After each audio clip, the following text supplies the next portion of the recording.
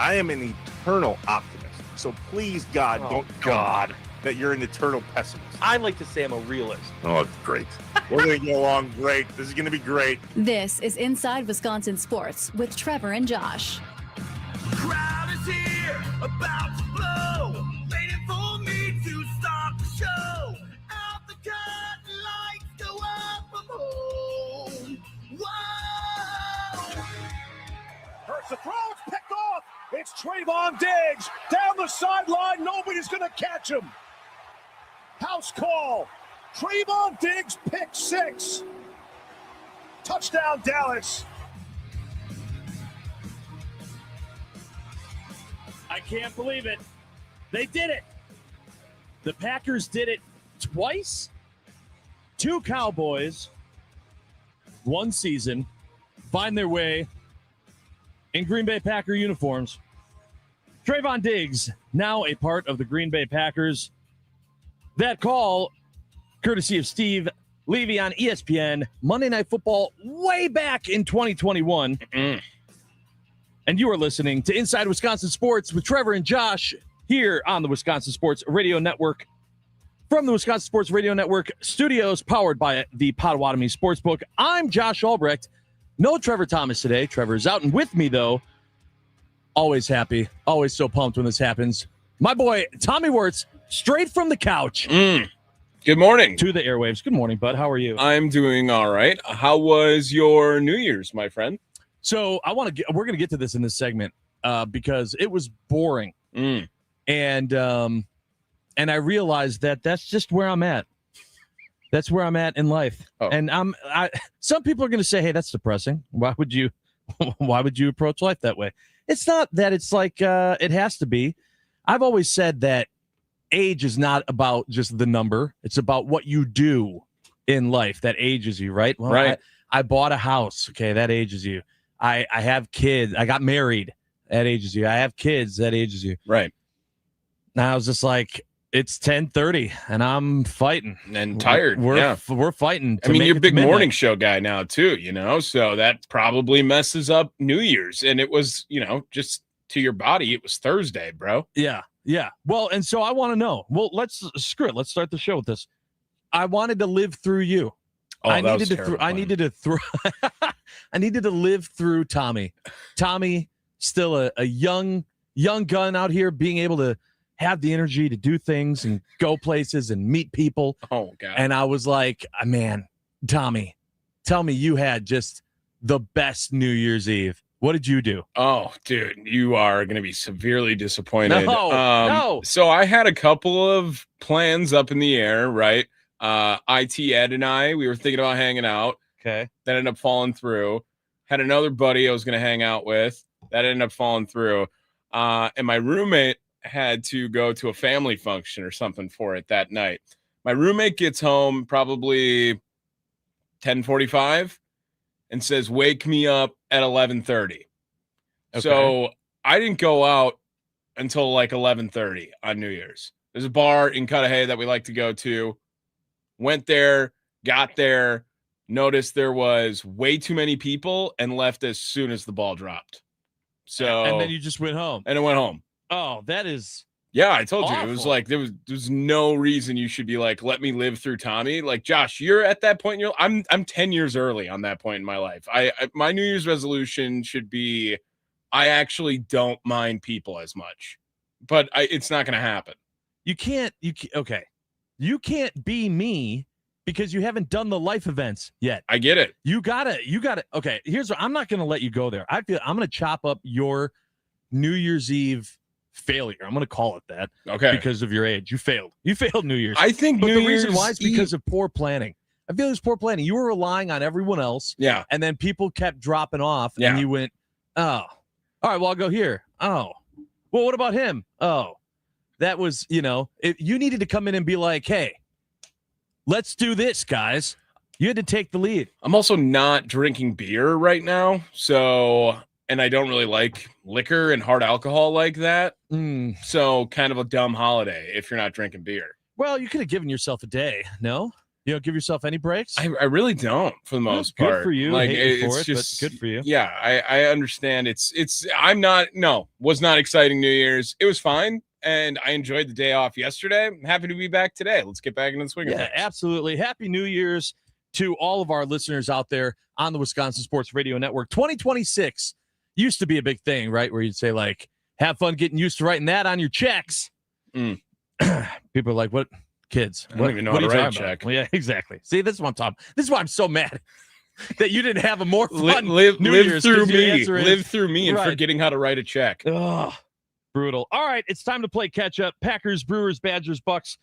Other going on. Obviously, the biggest news that happened: Trevon Diggs. The Packers, they get him on the waiver wire. We were talking on New Year's Eve when we had the show. I said I just don't see it happening, and Trevor said it's not as far off as you think.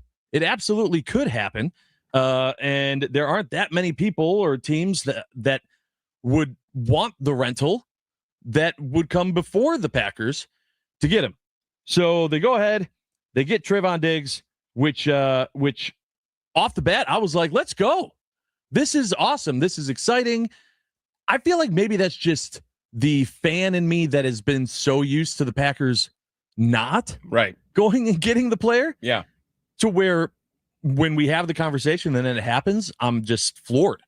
I'm absolutely blown away. I think you should be happy that the move happened. I don't know if you should be happy for the reasons you think you're happy. I think that getting a player like Trevon Diggs, if he was still the same player when he got that pick 6 that we played at the top of the hour, like, oh my goodness, Well, Trevon 4 Diggs. years ago. Right, right. I do think you should be happy, though, however, to see Goody in the aggressive nature that he's in during this time of the year. The Green Bay Packers made 14 different transactional moves this week. Yeah. In week 18, they are a playoff team. Like, that is some serious tinkering going on with this Packers team, and it shows that they're still working during this whole process. Now, it's mostly an injury situation that is causing them to be so aggressive right now, but going out and getting a guy like Trevon Diggs, you have no other options, right? It is the clear-cut, obvious, number one available option to help out a cornerback room that has played terribly this season. So why not go out, grab a corner with some high name value that has played terribly this season? Like, this is the best thing they could have done. Yeah, right. So that's kind of the big thing. And maybe it's because I just spend too much time in the world of baseball. But when I think of, like, last minute pickups, waiver wire rentals for the rest of the season, my brain goes to baseball. Mm-hmm. And it goes to, okay, you pick this guy up because you think you have a shot, right? You made this move because you think, hey, we're gonna push our chips in a little bit more because this team's gonna be something this year. But that's not it. That's not it at all for this Packers team right now. This was a move because they needed a warm body, and they thought, hey, this is a somewhat better warm body, or at least he used to be. We don't even know if he's the best pickup that they had at the position, right? They picked up some other guys. Right. And, I mean, we don't know their names. We're not talking about them because they weren't Trevon Diggs. But when you look at the production he's had this year, it's garbage. It's absolutely nothing that you'd want to write home about. No. And on top of it, though, however, it is a very low-risk move for Green Bay.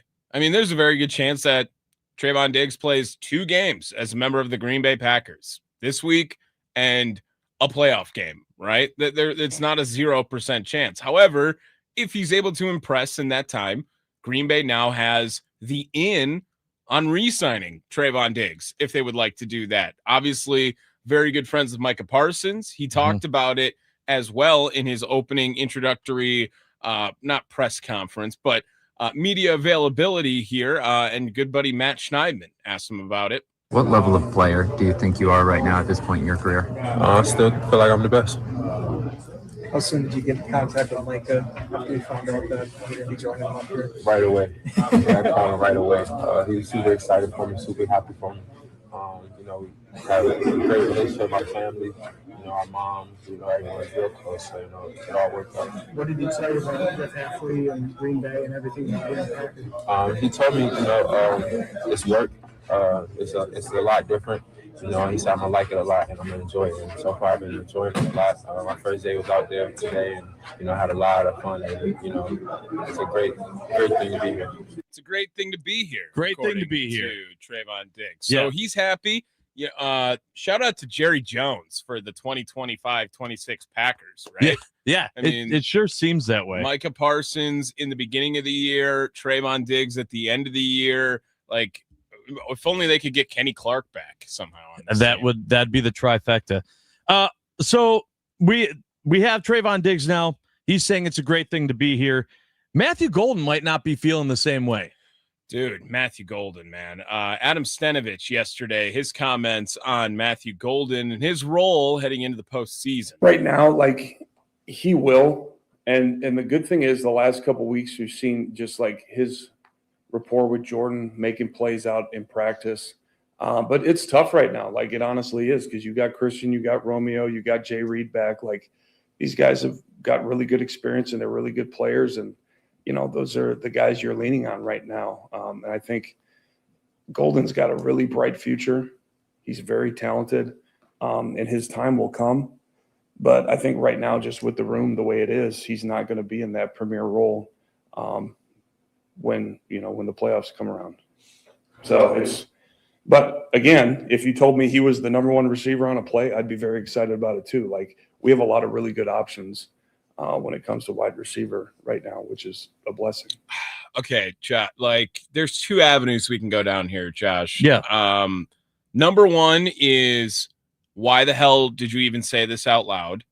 And then number two is, do we really feel the embarrassment of riches in the wide receiver room like Adam Stenovich does? Which one do you want to go with? So I'm going to go here. I'm going to go option 3. You're damned if you do, you're damned if you don't. I was on Matt LaFleur when we were trying to figure out who was going to play when everyone was injured. Just trying to figure out, okay, who's going to play? I think it was against the Bears. He gave us nothing, absolutely nothing. And Trevor, everyone on the Nicolay Law Fan Talking text line, which we want you to be a part of, by the way, of course, 414-677-1250. Everyone going, why? What's the point if Matt's not going to give us anything? Okay, here he has Stenovich come out, and he tells us bluntly exactly what's going on. There's no beating around the bush with it. There's no saying, Golden's a great player. We're so excited that he's part of this wide receiver room, blah, blah, blah, blah, blah. No, he told you exactly the truth, blunt. And then we go, why would you say that? I can't believe he said that. Why would you just say nothing? Damned if you do, damned if you don't. Yeah. He went out, he said exactly what people wanted to hear, the truth. And then they're upset that it's not the truth they wanted to hear. And personally, I don't think it's bad truth. Yeah, we got a lot of people. I think it's very evident that he's going to have time when they don't re-sign Dobbs, and Dobbs is gone after this year. Yeah. Then he'll have time. Why does he have to be a guy right now if they don't think he's a guy? If Jordan Love, Malik Willis, these two guys that are out here, if they feel more comfortable balling with the guys that they are used to balling with, then let it go. Let it go. Golden will be there. He's not going anywhere.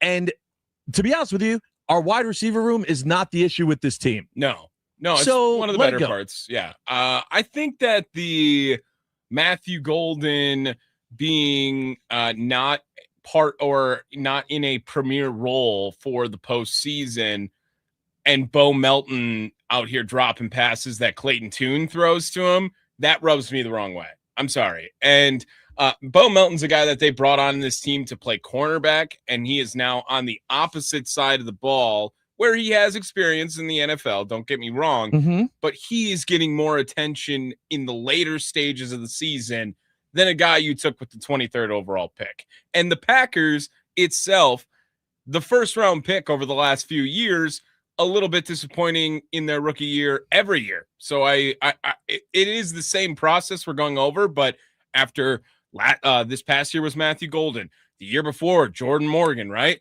Lucas Van Ness. I mean, these are all guys that you drafted in the first round, and in their rookie season, you never really got anything out of it. You got to go back to 22 when You remember Quay Walker was getting a lot of action as a rookie, but he was also getting kicked out of ball games, right? The entire time. Yes. So Matthew Golden, I still just don't even understand. You say that he tells the truth and people didn't like that truth. I have never heard anyone on this staff ever be like, he's not going to be a part of the plan, right? Like, that's a harsh way to put things. Maybe you could have said, he's going through this development process. So picky. It's so picky, Tommy. He said it. He said the truth. He said he's not going to be in a premier role. He didn't say he sucks. He didn't say he's been a disappointment. But it also came from Adam Stenovich. Like, that guy doesn't even call the plays for this team. Sure, but he was the one that was asked the question. Listen, and I'm sure that there was a conversation based on how Matt LaFleur handles those questions after that question was answered of going, hey, don't do that. Right. But this is what I'm saying. If you've been disappointed with the way that Matt LaFleur has been answering these questions that we're looking for blunt and obvious answers for, and then Stenovich goes and gives you one, and then you're upset, well, now you're just being hypocritical. You can't have it both ways. And I understand what you're saying with the Bo Melton thing, but I'm sitting here and I'm going, man, this isn't like, there are just so many problems with this team. There's so many fires to be put out. For us to be focusing this much on Matthew Golden not getting enough playing time just seems like a weird thing to focus on to me when you have so many other issues. But we will get to some of those issues later on in the show. Brewers, nothing. Good. Happy to hear that. Badgers, nothing yesterday, but they have a big game in Madison against Purdue, the number 5 school in the country. A big test for March Madness, I'm thinking, tonight against Purdue. That's coming up, I hear, in March. Yeah, it is. I mean, Marquette, it seems like they're not going to be in the tournament. No, Marquette could sell everything. When you're looking at, because they will, strength of schedule, what do they call it? Like the big wins. RPI ranking. Right, all that jazz. They'll talk about this game. So a big game now and in March for the Badgers. Hopefully that is a good one for Bucky in Madison against Purdue. The Bucks did not have a good New Year's. Lost in a heartbreaker, 114-113 against the Wizards. Their arch enemy, apparently, this year. Yeah. The Washington Wizards, who suck worse than the Bucks. Yeah. Kind of a little bit of a revenge moment for Ryan Rollins. Been able to function offensively with any kind of consistency. Giannis to Ryan Rollins. We're tied at 110. Leave the door slightly ajar. Highlights courtesy of FanDuel Sports Network, Wisconsin. Lisa Byington, Marcus Johnson on the call. Man, the Bucks just... I mean, Giannis played in the game, did a little bit of his thing, had a nice little and one at the beginning. Giannis gets a restricted area touch, count the bucket, and an and one. He's rolling early. Get real excited. Now, I will say this, that this Bucks team, how much do you even want to put into what's happening right now? Because this team's going to look completely different in a month. Well... Because they're going to make a trade. Well, yeah, but my big thing is that trade really going to make a difference? That's my big fear at this point, right? Is that I want Giannis to stay. I'm hearing Giannis is frustrated. We're all frustrated. So I'm not sure that them clearing a few guys out and getting one other guy, this isn't going to be a blockbuster trade. I think they could make a move for, if they brought in a Michael Porter Jr. in the middle of the year, that's a pretty big trade. I don't know if there's going to be a bigger name move than that. Zach LaVine do it for you? Like Trae Young? This is what I'm saying. No. Yeah, so I think if they made a move for, they're going to get name power. As more name power in 2026 than Trevon Diggs has in 2026. I'll say that. I unfortunately don't know that is saying a lot, but it is something. All right. We love this 620 every day. I have questions. That's coming up next here on Inside Wisconsin Sports with Trevor and Josh. Trevor out, Tommy in. We want to know what your questions are. What questions do you have for us to answer today? Put them in right now on the Nicolay Law Fan Talking text line, 414-677-1250. We will be right back with more of Inside Wisconsin Sports. Live from the Wisconsin Sports Radio Network studios, powered by the Potawatomi Sportsbook.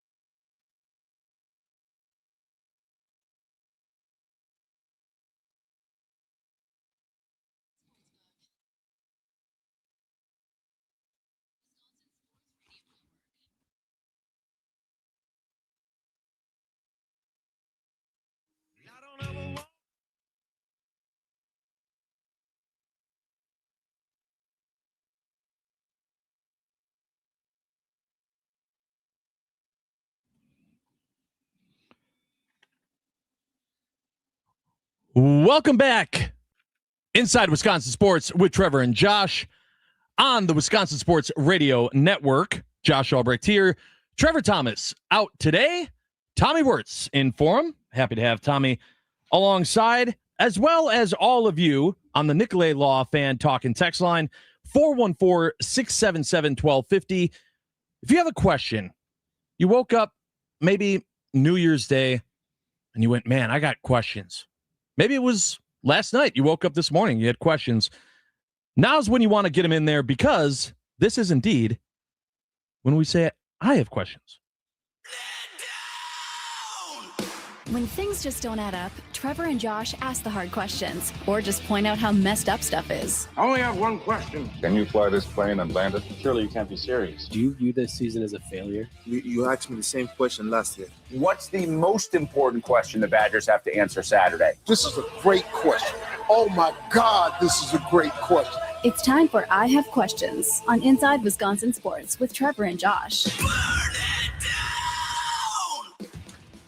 The Nicolay Law Fan Talk and Text line, 414-677-1250. That's where you go to get your questions in this morning.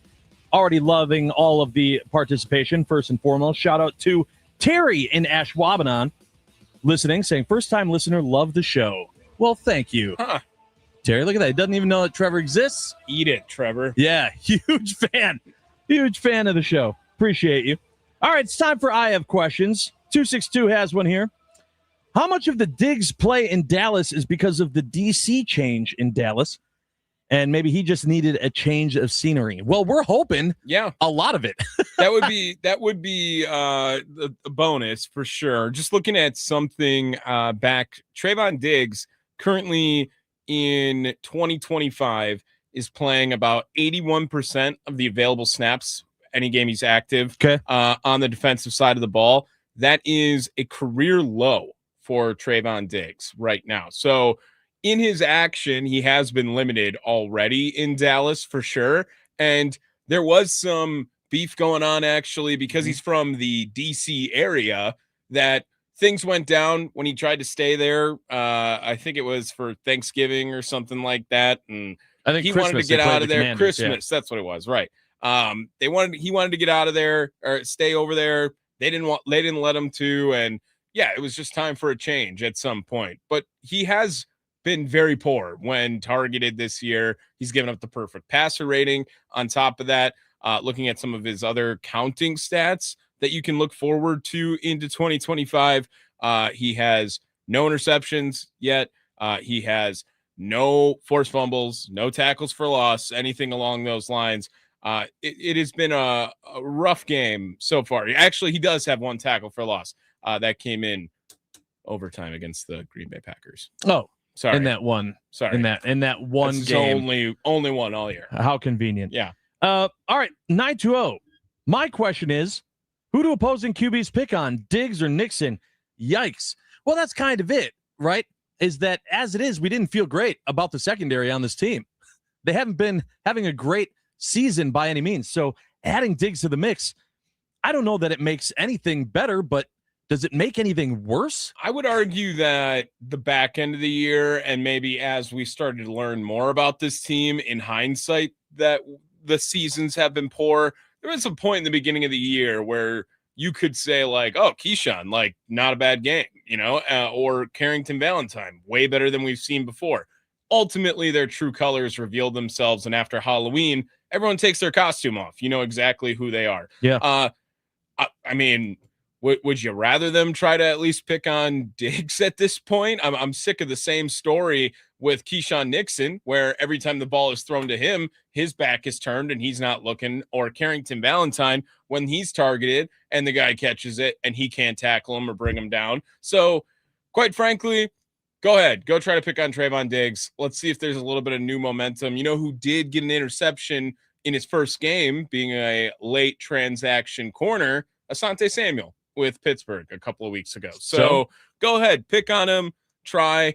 Let's see what happens. You can't break me if a corner gets burned again this year. Yeah, very true.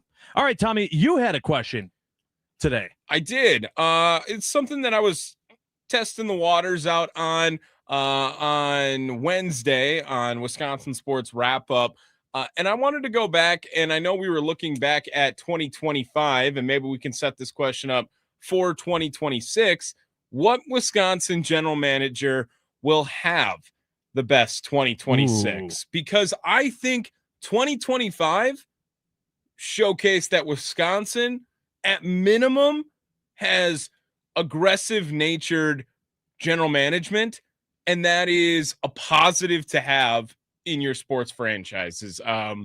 Between the Packers, Brewers, and Bucks, you be the judge on who had the best 2025. Okay, so the Bucks, let's start with them because I think it'll be a very obvious number 3 choice on this. Yeah. But there is some interesting moves, right? The creativity they found in waiving Damian Lillard to sign Miles Turner. Miles Turner, by the way, had 5 blocks against the Wizards. It was one of the better days we've seen out of him. Yeah, that's nice. Cole Anthony came in, right? But don't forget about the Kevin Porter Jr. acquisition and re-signing Ryan Rollins and Gary Trent to deals that were pretty friendly for the team. Now, Gary Trent hasn't gotten off to a great start, but Ryan Rollins has gotten off to a fantastic start and is probably a candidate for most improved player in the NBA.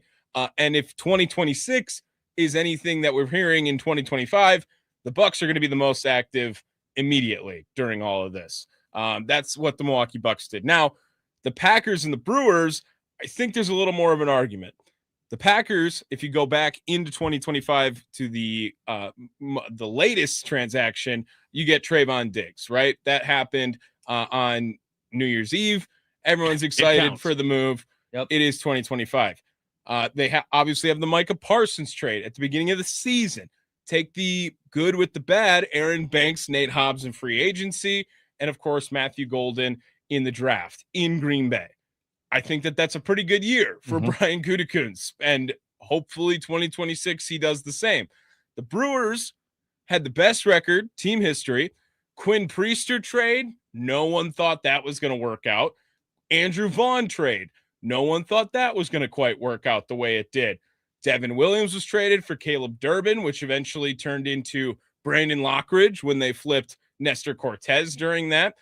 And what's the role in calling up the Miz, for instance, in general management? So I think that there was a lot of great general management from Wisconsin sports franchises. And I just thought, you know what? I do feel at least a little bit spoiled because I don't think every market could say all 3 sports had something as big as the Packers, Brewers, and Bucks had. Yeah, they made headlines. Here's my answer to your question. I think that Matt Arnold had the best 2025. Not only did he see, his success pay off with the team, having the best regular season record in team history, but he also got promoted. Yeah. The man got a promotion himself. So I don't think that Matt Arnold's 2025 is being touched. That being said, I think I'm saying Goody has the best 2026. I think a lot of the changes and things that he made in 2025 because of injuries, because of the injury bug, will show up more in 2026. And I think that he now has, especially with Parsons coming back, I think he's going to have some of the tools to make 2026 a big year for the Packers, when 2025 has been a little bit more of a disappointment because you had it, but it didn't show as much. I expect bigger things from Goody and Goody to be able to celebrate a lot more in 2026 than maybe necessarily in 2025. And I just don't know how Matt Arnold can have, even if he has a great 2026, I don't know how it's better than what he had in 2025. Unless the Brewers make it to the World Series off of moves that he makes, dealing Peralta or McGill or whatever he ends up shaking up there, because I highly doubt both of them are on the team the whole year. Unless something like that happens, I'm going, yeah, Matt Arnold had a way better 2025 than he's going to be able to have it in 2026. He's also doing more with less, right? Always that's something that is brought up when you talk about Brewers baseball. They're not spending the same amount of money as the Mets or the Yankees or Dodgers, wherever you want to go. And I think that Goody's going to have a similar approach in 2026, right? You have a lot of money allocated at Micah Parsons. You're going to have to make some decisions on if you're going to have to trim some fat from this roster based on your cap situation heading into 2026. Yeah, but the reason why I feel like that's going to be okay for Goody is because I think it's pretty obvious that there's fat to be trimmed. I don't think it's a tough situation to where you're looking at everyone going, boy, everyone's playing so great. Where do we cut? There's already places. Let's just say Rashawn Gary. There you go. There's an opportunity. Okay, but then there's another decision on would you like to save $8 million, or would you like to have Josh Jacobs on this team next year? Sure. That's a legit question. Yeah. And I feel like some of that is going to be brought up again in the top of the 8 o'clock hour. Make sure you're with us for our Wisconsin Sports 2026 New Year's resolutions. Oh, not necessarily saying, hey, here's my New Year's resolution, win a championship. No. I know, obviously, that's the goal. But what's the resolution? What are you doing to get there? What do the teams have to do to get there? We want you to be a part of that with us as well on the Nicolay Law Fan Talk and Text line 414-677-1250. What is your answer, Tommy, to the question that you asked of what Wisconsin GM will have the best 2026? I mean, looking at the resume from 2025, I tend to agree with you that Matt Arnold did have the best 2025. He was executive of the year as well, according to Baseball America. Back, right? Yep, back to back. I think that what this Brewers team does on paper is never quite exciting. It's always a hindsight evaluation, right? Another trade I never brought up, Shelby Miller, right? Look at the Shelby Miller trade where the Brewers move on and they bring in Shelby Miller and Jordan Montgomery, and you get really nothing out of either of those two. You got to, if Matt Arnold, when he joined Sparky at the Toy Drive, he had said, if you haven't made a bad trade, you haven't made enough trades, right? So it happens to everyone. But I think that it's setting up for Matt Arnold with the promotion to have more power with this Brewers team. And I expect him to have the best 2026. I think he does the best with the resources that he is given of any of the other general managers that we named. Now, John Horst, however, does have the unlimited budget, right? And but he's also in the worst situation. Well, again, depending on your thoughts on where Giannis should be playing basketball will highly judge his performance too. But his 2026, John Horst will not, regardless of the move he makes, we're not going to see the benefits of it in 2026. Well, if he trades Giannis, I would say the initial reaction would be John Horst is remembered as the guy who traded Giannis. Yeah, right? and what we're going to get for him is not going to be something that immediately is going to turn into wins. Right. You're trading Giannis to rebuild. So John Horst, no matter what, will not have the best 2026. If Giannis is traded, it would be does John Horst have the best 2027, 2028 at best? Now, right? That's what we're looking at. Yeah, and looking at Goody's 2026, it's a big 2026 for Brian Gutekunst too, because Matt LaFleur and him both up for extensions.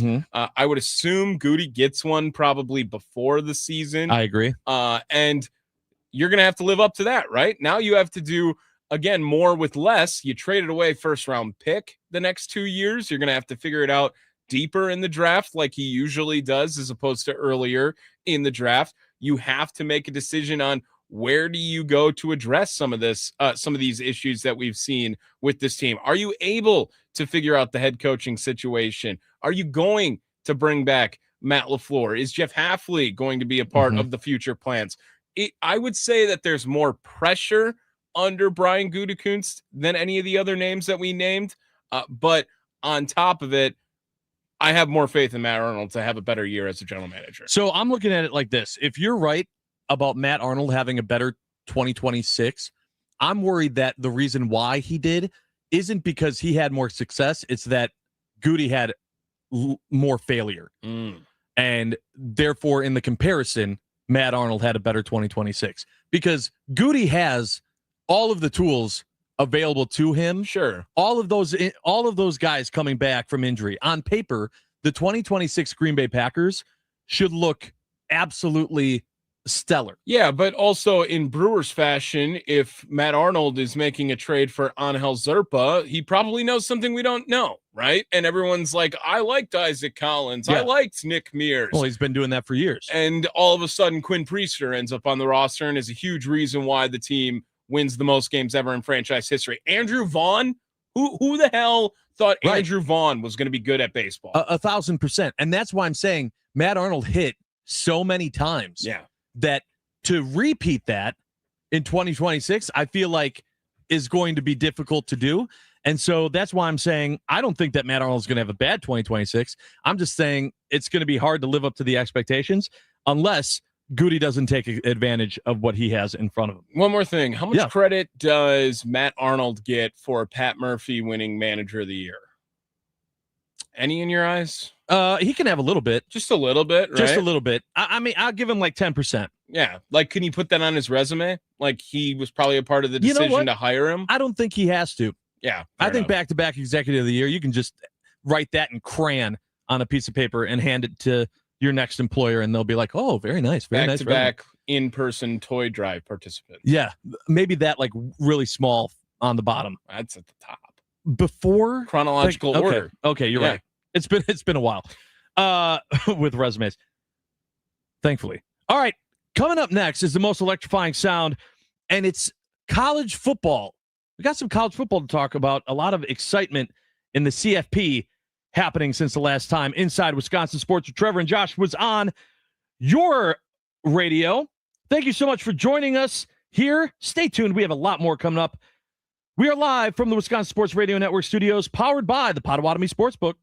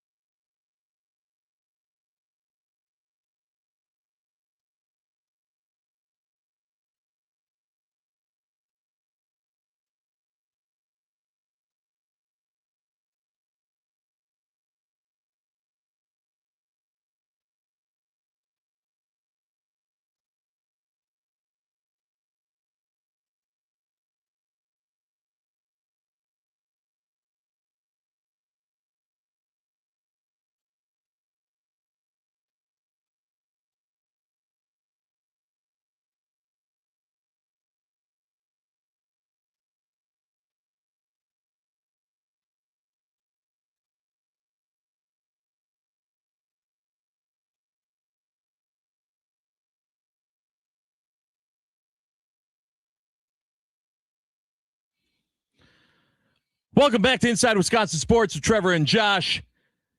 Live from the Wisconsin Sports Radio Network studios, powered by the Potawatomi Sportsbook. I'm Josh Albrecht. Trevor's out today. Tommy Wirtz is in. Tommy, how we doing? Oh, hey. Yeah, I'm doing well. Good. Just in case you didn't know, this is the time of the day where we do the most electrifying sound of the day. It's time for The most electrifying sound of the day The most electrifying on Inside Wisconsin Sports with Trevor and Josh. Brought to you by Best Electric. Learn more at bestelect.com. Don't stress. Connect with the best. After the loss of 6, another pass play that's intercepted. Taking it back is Keontae Scott. He'll go all the way. Touchdown, Miami. A 70-yard pick six of Julian Sand.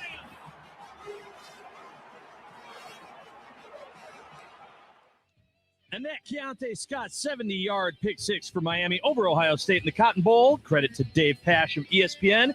Is the most electrifying sound of the day, brought to you by our friends at Best Electric. Remember, no job is too big or too small for Best Electric. Don't stress. Connect with the best. Call them today or visit bestelect.com. Had them put in a new light fixture at the house. Nice. Fix a few outlets before the holidays. Good. Having family over.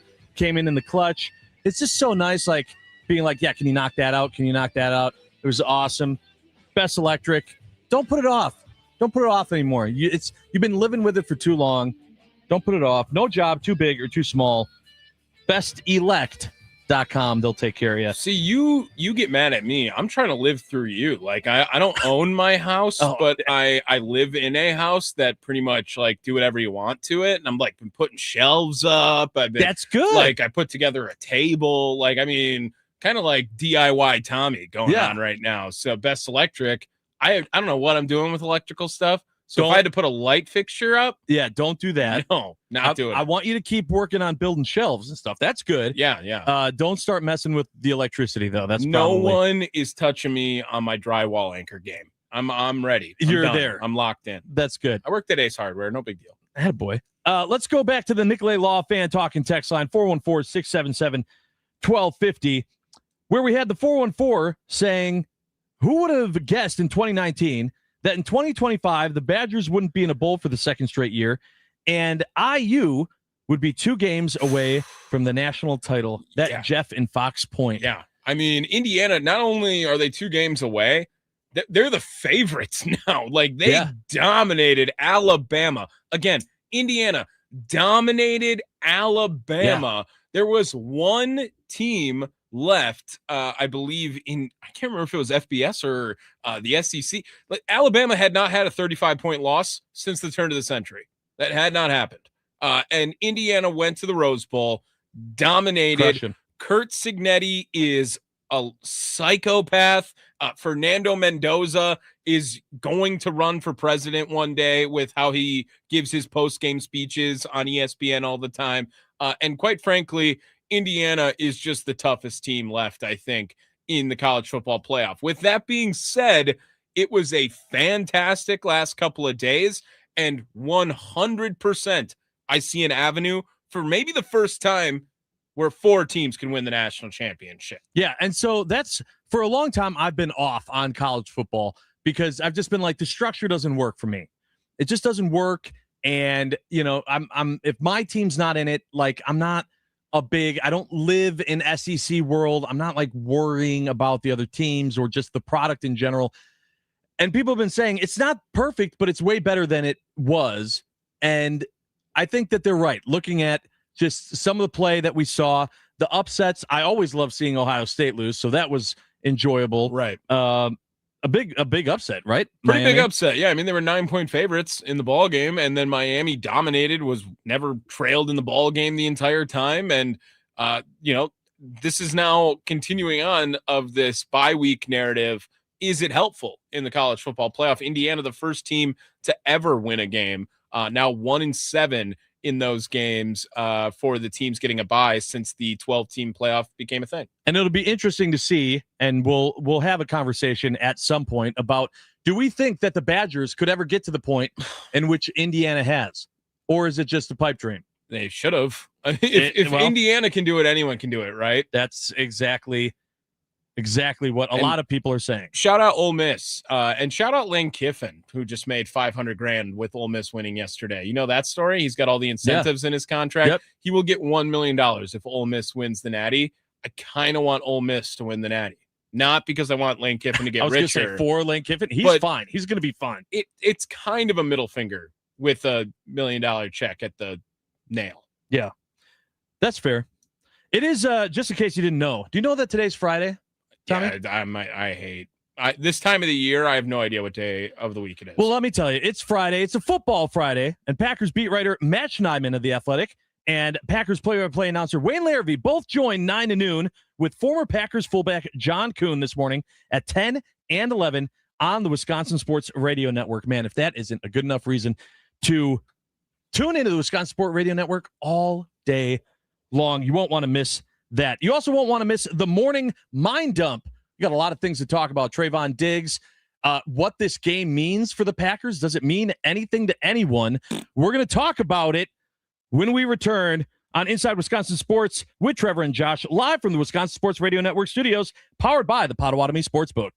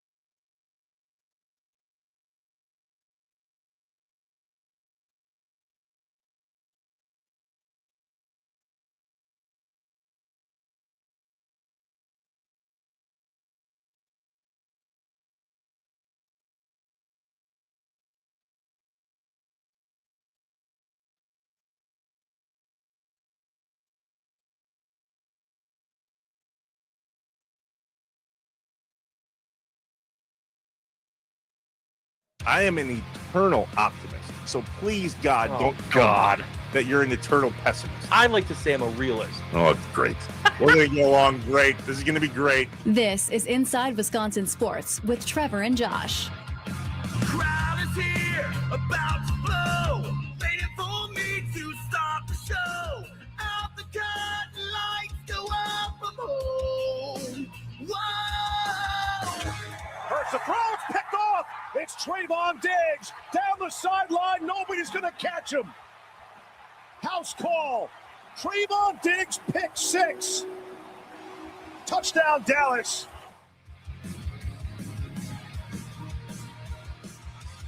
Welcome in, everyone, to Inside Wisconsin Sports with Trevor and Josh. Josh Albrecht here. Trevor Thomas out today. Tommy Wirtz sitting in, having some fun with me this morning. Trevor Tommy. Yeah, way too confusing. Can't go there. That clip that we played to start the hour. Yeah. The Trevon Diggs pick 6, that call Steve Levy on ESPN Monday Night Football only 4 years ago. Yeah, not recent. The recent news being that Trevon Diggs is a Green Bay Packer. And that is exciting. Whether you think that it matters or not, that's a different story. And that is one that we get to in that I'm going to get to here. In this segment that we do every single day at 7 a.m., it's our morning mind dump. We want to know what you have to get off of your chest. Maybe it's something from the new year. Maybe it's something to watch college football. Maybe it's something with Trevon Diggs or the Packers in general. Now is the time to get it off your chest, flush it away so that you can have a great day ahead, great Friday going into a good weekend. It is the morning mind dump. Voices in my head, they counsel me, they understand, they talk to me. The coffee is kicked in. We're awake and ready to roll. Let's get some things off our chest and out of our heads. You don't know what it's like to be me out here for you. It is an up at dawn, pride-swallowing siege that I will never fully tell you about, okay? I'm as mad as hell, and I'm not gonna take this anymore. I'm in a glass case of emotion. What we've got here is failure to communicate. We got no food, we got no jobs, our pets' heads are falling off! It's time for the morning mind dump on Inside Wisconsin Sports with Trevor and Josh. Get your morning mind dumps in right now on the Nicolay Law Fan Talking text line, 414-677-1250. We're going to get to Tommy's mind dump in just a minute, but I'm going to go first here, Tommy. What I need to get off my chest is Trevon Diggs related, and it's, does this matter? Does the Trevon Diggs signing, does this matter to Packers at all? I think I understand where you want to go with Okay, this. good. Let me go there. First of all, there's a meaningless game left, Right. and then a super big game, more than likely in Chicago, that's going to be more than likely the end of the season, unless the Packers can really figure something out on defense. I have no faith in this defense, and I don't think that Trevon Diggs is going to give me what I need. He's not the type of player that's going to be, wow, the whole thing changes. And more importantly, do we even know that he plays? We're all excited about this, but I would be very, very surprised if they just throw him in there against the Bears if he doesn't play against Minnesota. So I'm going, all right, so are they then going to put him out there right away in a meaningless game against Minnesota? He better have a good game then if he's playing with a bunch of third stringers and people that are in to make and prove a point for their own career. I'm just looking at this, and I feel like we're very excited about Trevon Diggs being on the team, and I'm going, it's a rental. The only way that Trevon Diggs, he needs to first show me that he's worth signing, and then two, it has to be, then Goody has to restructure something and figure it out for next year. Sure. I don't know, and I'd love for someone to tell me a reason why, but it's very hard for me to go, Trevon Diggs, that's the guy after all these injuries that is going to make this game against the Bears. I I don't see it. Look, I think don't see it. In regards to a couple of your arguments, two things can be true, right? I think the Packers have the best chance to win a playoff game going up against the Chicago Bears, but I would almost rather play the Philadelphia Eagles because I just want them to beat us instead of the Bears to beat them. This is right? what I'm saying. And people go, that's a pessimistic. It's a realistic but argument. I still think their best chance to win a playoff game is against the Chicago Bears compared to playing the Philadelphia Eagles. Now, your comments on Trevon Diggs, absolutely he's going to play. I mean, why would this be news otherwise? He's going to play, and I think that some people would argue, he's got to learn the playbook or whatever. It's defense. He doesn't have to learn routes as a wide receiver, okay? I'm sure they can get a play call in, and Xavier McKinney can tell Trevon Diggs, yo, that's cover 2. Yo, that's cover 3. Yo, that's man coverage. And keep him well-informed enough to where maybe he can be serviceable, because quite frankly, Xavier McKinney should be doing that now with Keyshawn Nixon and Garrington Valentine at this point with what the Packers' production has been in the cornerback room. Well, and to your point, that's what Jeff Hafley was asked about when it came to Trevon Diggs and if he'd be ready to go or what it's going to take to have him ready to go. There's some that will say it's the easiest position to come in and play. If you just kind of look at it and say, tell the guy to cover a guy in man-to-man coverage. Like Tommy. Tell a guy to play 3 deep or tell a guy to play a cloud. But at the same time, there's adjustments, right? Who you're working with in man coverage. If my man motions, do I run with them? Do I bump the coverage? How do you play it here? How'd you play it in Dallas? How do you play 3 deep here? Is it a 3 deep where you're really playing more like a matchup man, or you're reading 2-to-1 and trying to match routes that way? How you handling motions? How you handling, nub side run game? Where you fitting in the run game? So to the outsiders and to some other people, it's probably the easiest one. I still think there's a level of difficulty, but saying that, it's our job to make sure that he is ready to play. So we need to spend a ton of time with him, which DA is probably doing right now, and we need to get him ready. And it's going to be like this. It's going to be like trying to pick his brain and seeing what they called things and explaining what we call things and translate that language and seeing what he's done in the past to try to piece it together for him, and then figuring out what he can do and if he can play to allow him to do those things, if that makes sense. At the same time, with the playoffs right around the corner, we got to speed him up fast because there's not going to be a lot of practice reps, but that's this league. And, we've been hit with some pretty hard injuries, and that position really hit us hard losing the 2 players that we did last week. So we'll get them ready to go. So very, very good answers from Jeff Hafley there, kind of talking about what you said, but also going against, or complicating things, I guess, a little bit more to saying there's a ton of communication, a ton of just learning the differences, right, between what he was told and how he played in Dallas in comparison to what he's going to be expected to do for the Green Bay Packers, and not a lot of time to put, the what he's taught into actual play, as Hafley said, with practice reps being very, very limited.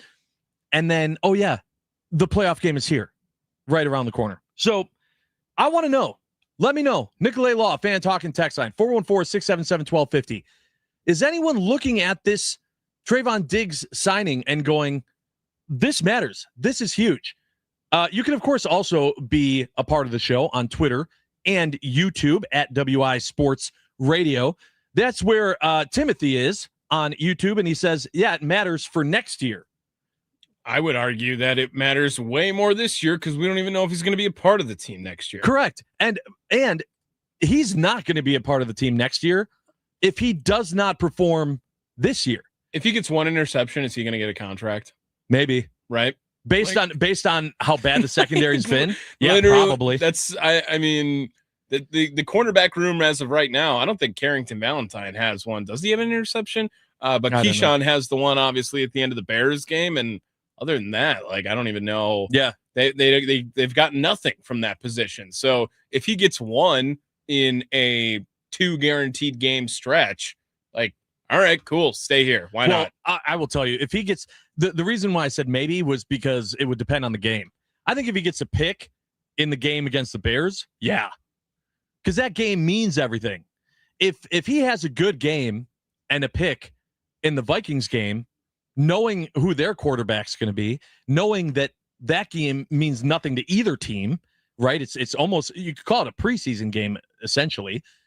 I think that carries a little bit different weight for the decision of what Goody would decide to do with Diggs. And also, keep in mind, Diggs would want to be here, right? Like, because he's not going to play on the contract. He's not going to play on that 3-year, $57 million contract. It's going to get restructured in some way, shape, or form if the Packers go, hey, we want you to stick around for 2026. It's not going to be that. So, and I think Diggs knows that, but he has an opportunity to prove himself. I just don't know that this signing, like, to me, it's the furthest thing from the Micah Parsons signing. It's literally the opposite of the way that I felt, the excitement, and the impact that I thought that it could bring. Well, that's because it went from aggressive to desperate, right? I mean, Micah Parsons was an aggressive move. It was a gamble, right? And it is completely the opposite, because this is a low-risk desperation move from the Green Bay Packers. Trevon Diggs seems like it's the best available option. They claimed him on waivers. No one else put a claim in on him. The Packers are the only team that were able to have this desperation-esque move. But he was claimed on waivers. Right. So there were other teams after that might have, right? I believe no one else did. I thought I saw that. Oh, is that true? I'm pretty confident no one put a claim in other than the Packers. Interesting.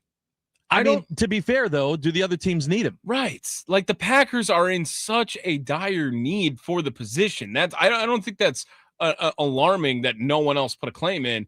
Like, the Packers have to do this. No team is going to trot out a starting cornerback in week 18 who has not played for this team other than the Green Bay Packers. Yeah. It's to your point. To your point, like you said, it smells of desperation because it is desperation. Yes. But that's not my argument. My morning mind dump, the reason why I need to get this off my chest is that I don't feel like it carries any weight. And I need to be proven wrong by Diggs, but I don't even know, like, I'm not going to get that answer in week 18. I'm not, because anything he does in this game, I'm not going to be able to look at and be like, boom, man, the problem really was Dallas. I think you can look at a couple of things. Well, what if he gets torched? Like, then you look at it and you're like, that's what I'm saying. But then it's not carrying any weight. It's a letdown, right? So this week, right, in 72 hours, however much time it is, 48, whatever you want to say, until the game in Minnesota, he's got to play, but it can only hurt him in this game. I don't know that if he has a great game, I'm going into that game against Chicago, we think, going, yes, but Trevon Diggs is here. Let's go. Is it more impressive to cover Justin Jefferson with Max Brosmer at quarterback, or any Bear wide receiver with Caleb Williams at quarterback? Williams. Okay. All right. I respect the answer. It's probably the right answer too, but he doesn't have a cakewalk by any means. The Vikings wide receiver room is very good. I know, but you got to look at who's throwing the ball to him too. Like, that's my thing. It's got to be easier in that situation, in a game that doesn't mean anything in comparison to playoff atmosphere with a organization in their stadium that's going to be loud, rip-roaring loud, and a team that believes, hey, this is a change. We're being the change that this city is needed. Is there something to be said maybe about the Packers now getting this situation an opportunity to maybe get an infusion of some new ideas, a new energy, maybe a new work ethic, just in general at this point in the season? Like, should or could Trevon Diggs be a guy that develops a leadership role in that cornerback room over the next 2 games? That doesn't feel like it's something that's completely out of the realm of possibility, maybe not likely, but yeah, I don't know. I feel like it's a little bit of a stretch to ask him to be able to be all of that and a bag of Micah chips. Parsons was immediately. Yeah, but that's what I'm saying. Micah Parsons isn't Trevon Diggs is not Micah Parsons. That's Trevon Diggs has had more success in the NFL than anyone else in the cornerback room on the Green Bay Packers, even with this crappy season. Okay, and my point is that you still need to be able to show it. Right. If you're going to get these other guys to buy in, you can't. They didn't hire him to come in and then give a ooh-rah-rah speech. you gotta be able to go out there and prove it too. And there's not time for that. There's literally not time for that. I don't know that you doing any of that in week 18 in a meaningless game against the Vikings gives this locker room anything they need going in to their matchup against Could he the Bears. do it in his second game?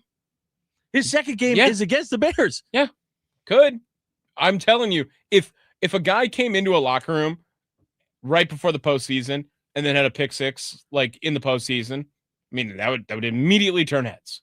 Sure. There is also a point of it where a guy could come in, second game ever in the postseason, and then gets burned on the first play of the entire game too, right? I think this will be he will be under a microscope that always amplifies how we feel about him now because of his limited time in Green Bay. I hear what you're saying. I think that if this whole situation happened and Dallas let him go 2 weeks ago, okay, then maybe it's a little bit different.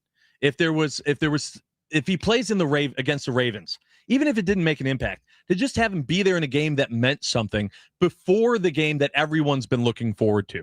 Because you're not looking forward to it, sounds like. Well, that's fair. But I'm saying I was at one point, like that's been the big thing for the last 4 or 5 weeks. It's just been right after Packers Bears round 1, people were already looking forward to Packers Bears round 2. Ever since Packers Bears round 2, people have been looking forward to Packers Bears round 3. That's been the focus. And then there are other games in between. But then that game against the Ravens, it did mean something, right? So even though the results sucked, to have been having Trevon Diggs there then, I think makes a big difference in comparison to what he's coming into now.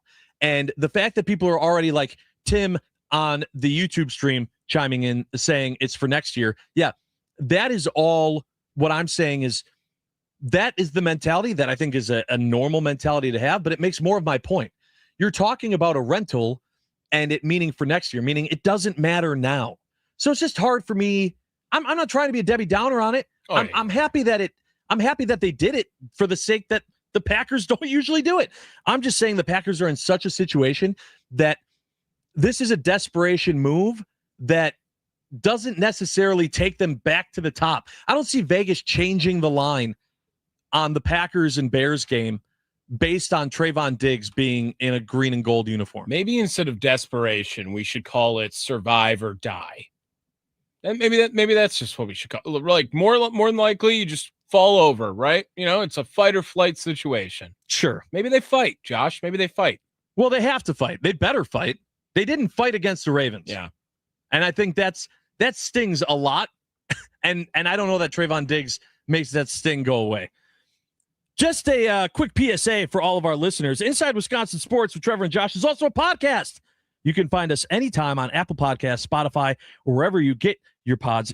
Tommy, I like to just go to wisportsradio.com. Or the YouTube page, youtube.com/@wisportsradio. That's right. You can catch the full episode, listen by individual hour, or jump straight to the highlights. Just open up your favorite podcast app, search Inside Wisconsin Sports, and hit the follow button so you get every minute of the show your way and on your time. Tommy's got his mind dump. You guys have yours. Get them in now on the Nicolay Law Fan Talking text line, 414-677-1250. We are live from the Wisconsin Sports Radio Network studios, powered by the Potawatomi Sportsbook. Stay here.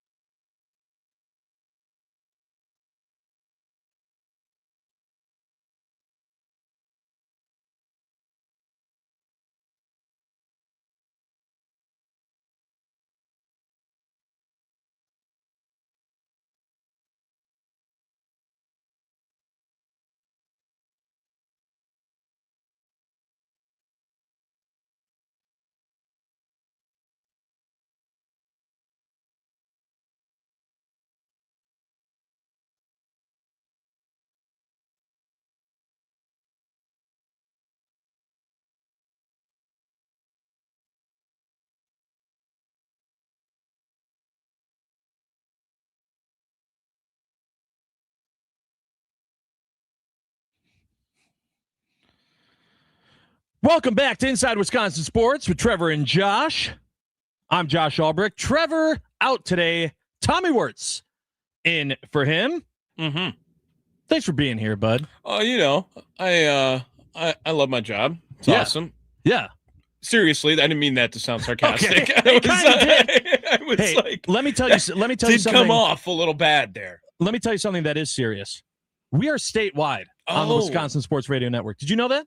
Yeah, I think we're in a few different places. We are indeed. We are on 99.7 FM, WNFL in Green Bay, 93.9 The Game in Wausau, 710 The Game in Duluth Superior, and, of course, 1250 AM and 105.7 FM, The Fan, here in Milwaukee. If you're listening in Duluth, are we nationwide?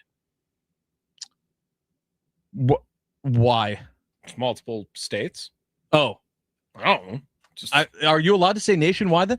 Listen, you can listen anywhere, by the way. Correct. As well. On any of the apps that have us. This is an international radio. That's right. That's right. Worldwide. WI Sports Radio. Of course, you want to make sure to also follow us on Twitter, X, for the people that want to call it that. I'm at Honor Josh, at Tommy WSSP is where you're going to get Tommy Wirtz. And, of course, the station at WI Sports Radio for the network. Tommy, we just got done talking about Trevon Diggs, and if that mattered, that was my morning mind dump. That's what I needed to get off of my chest. Yeah. On the Nicolay Law fan talking text line, we, of course, want you to be a part of the show. That's 414-677-1250. And the 262 said, I'm curious, if Diggs plays poorly, are we blaming LaFleur for that too? That's from BVG in the Berg. So, Tommy, I feel like that kind of ties into your morning mind up. Yeah, I started this conversation with you guys in our lounge area that we had a couple of days ago and brought up this game. And I kind of hate the attitude that this game means absolutely nothing, not just from the perspective of, hey, I want to watch the Packers play well over a weekend game. I understand that the Packers are going to be the 7th seed, win or lose. Mm-hmm. I understand that Jordan Love is not playing in this game. I understand that more people probably will not be present in this game. But I do think this game has a little more meaning than people are giving it credit for, and specifically for Matt LaFleur and a resume that, people are going to be evaluating if this team does not win their next 2 games. I think that a 10-win season for Matt LaFleur looks a whole lot better than a 9-win season. I think a 5-game losing streak at the end of the season looks terrible for a guy where his job may or may not be on the hot seat. I think that if Matt LaFleur goes 5-1 in the NFC North versus going 4-2, there is a difference in that. And so while maybe for the fans and for the organization, the game is, quote, meaningless, but for the head coach, Matt LaFleur, if this is a guy who is seriously being considered as, is he doing his job well? This game means a whole lot more to him than it does to anyone else, in my opinion. So do you think legitimately that Ed Policy's decision on do I extend Matt LaFleur in any way, shape, or form is determined by this game? Because I feel like it's kind of hypocritical. How do you as an organization go, yeah, we're punting on this game as much as possible because of injuries and all these other things, but we are definitely going to include the outcome of this game in our decision if we want to keep Matt LaFleur or not? Do you think that Matt LaFleur has to win this game to be considered to be an extension? No, I don't necessarily believe that. But I do think that what are some of the best coaching performances you can remember of Matt LaFleur in his tenure, in recency or not? I mean, anytime he's played the Bears for the most part. How about anytime he's had Malik Willis out there at quarterback, right? Sure. How about anytime that he's had to make things do with backups, right? Like that's where everyone points to. And I don't know if that necessarily helps or hurts his case, because with me, when everyone says, hey, this offense looks so much more creative with Malik Willis, some people might think that's a positive for Matt LaFleur. I see it as a massive negative. A huge negative, because for me, there are two things that have to be consistent with this Packers window of a Super Bowl.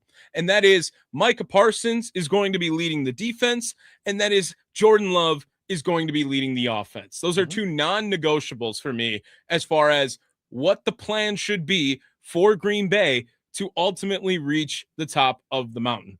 And if he cannot figure it out with the non-negotiable parts of the plan, then you're not a part of the plan. Get out. So it sounds to me like you are in the camp of wanting Matt LaFleur gone. I think if Matt LaFleur looks better without Jordan Love than he does with Jordan Love, then the writing's on the wall. That's where I am. I don't necessarily want to say that Matt LaFleur needs to be fired. I'm not calling for his job. But I will say this. Jordan Love is my quarterback. And Jordan Love needs to be the focal point of the offense.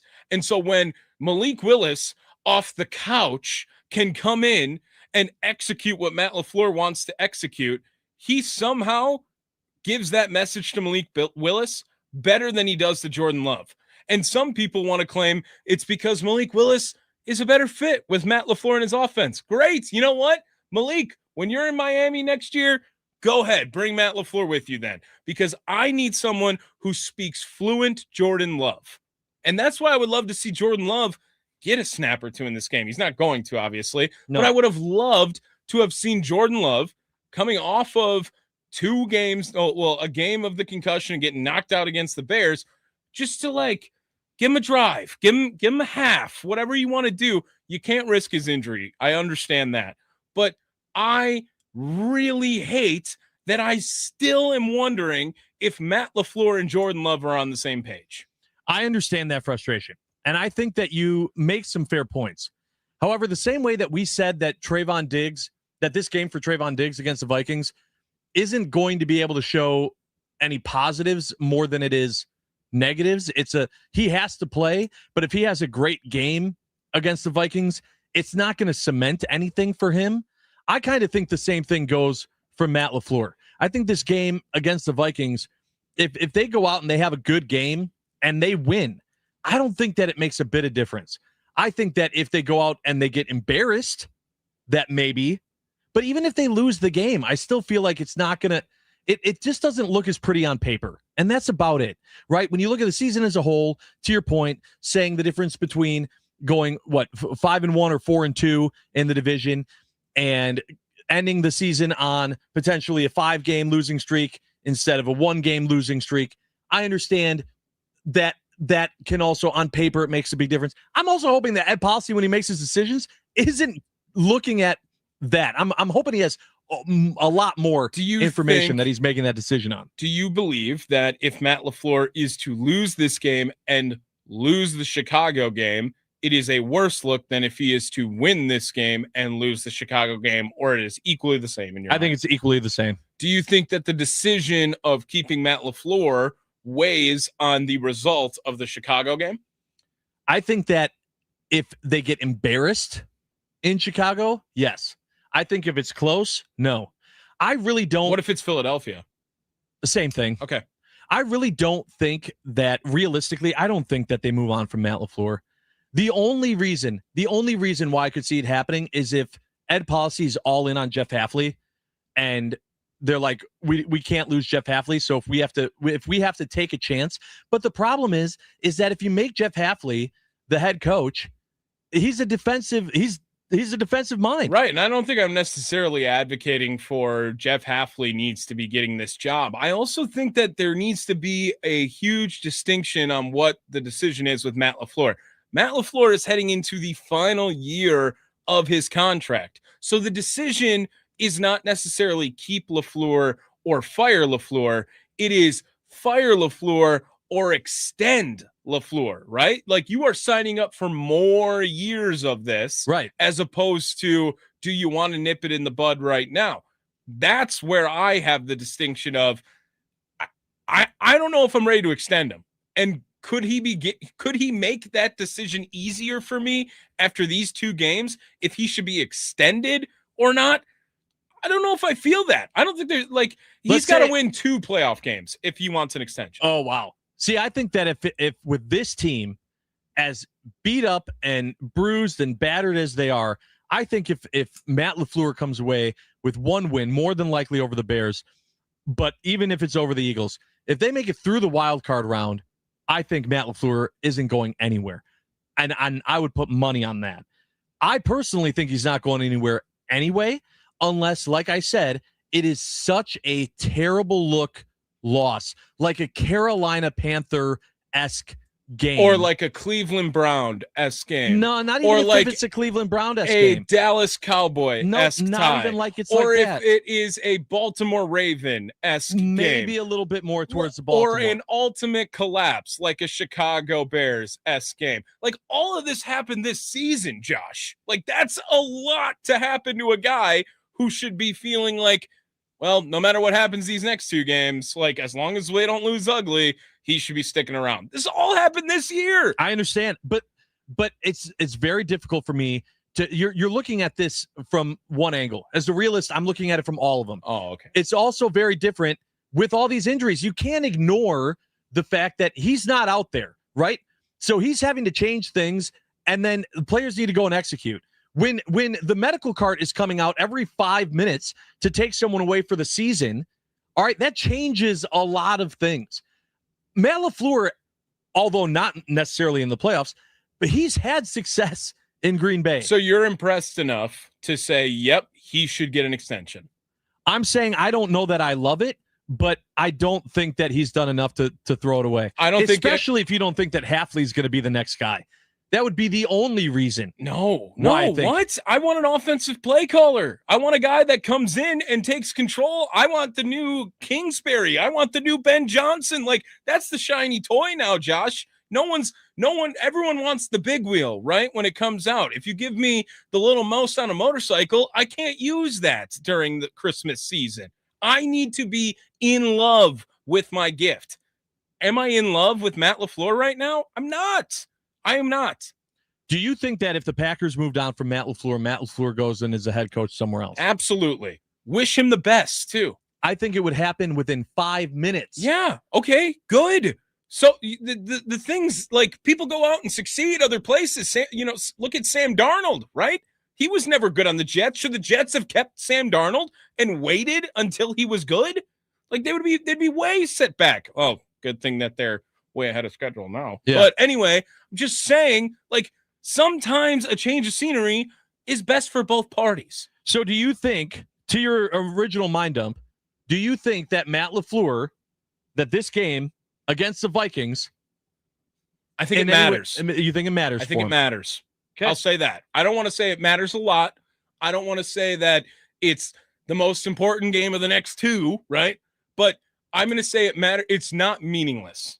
It is not meaningless.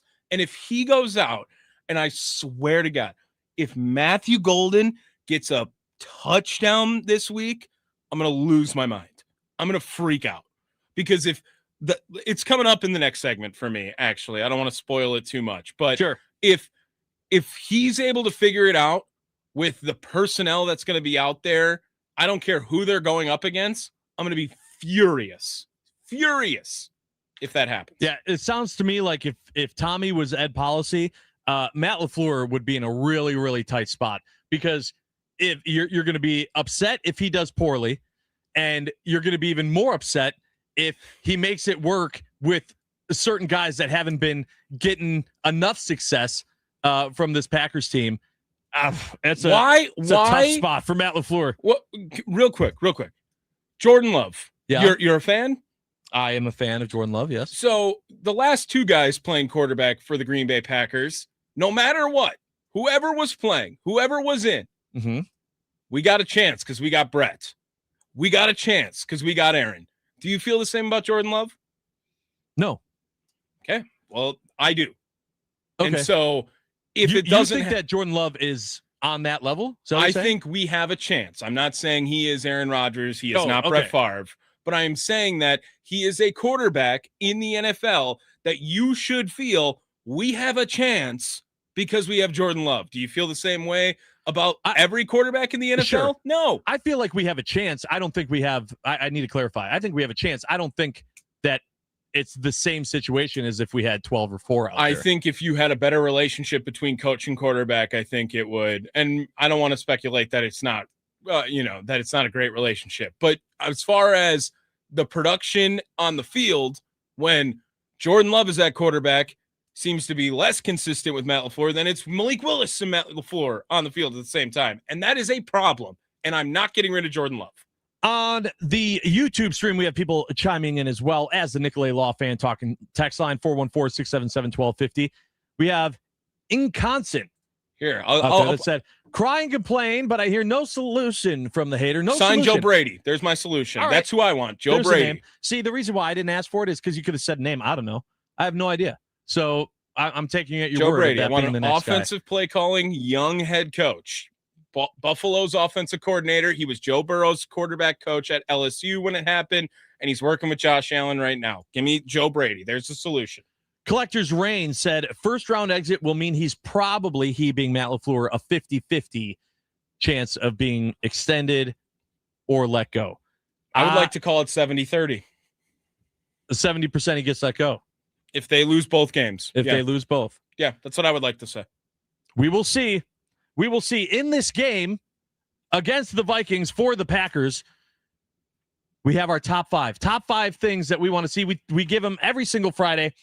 It's our top 5 Friday. What are the 5 things that we want to see in this game between the Packers and the Vikings? We have that coming up for you next on Inside Wisconsin Sports with Trevor and Josh.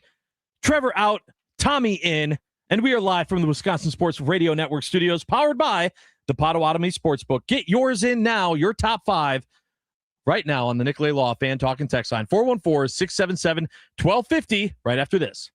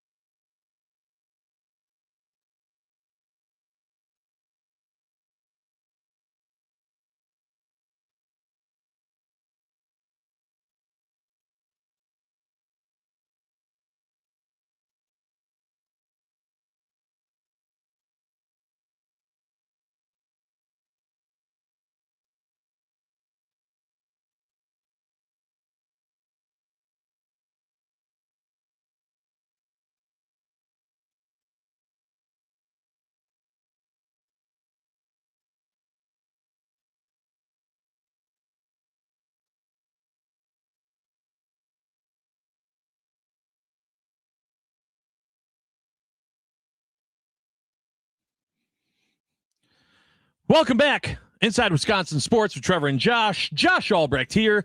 Trevor Thomas out today. He'll be back on Monday, and I'll be out playing a little. And I'll be back. Flip or flop. And either way, you got Tommy Wirtz. You got Tommy Wirtz today. You got Tommy Wirtz on Monday. We're happy to have all of you here. And we want to make sure that you stick around for 9 to noon with Kuhn today because it's a football Friday.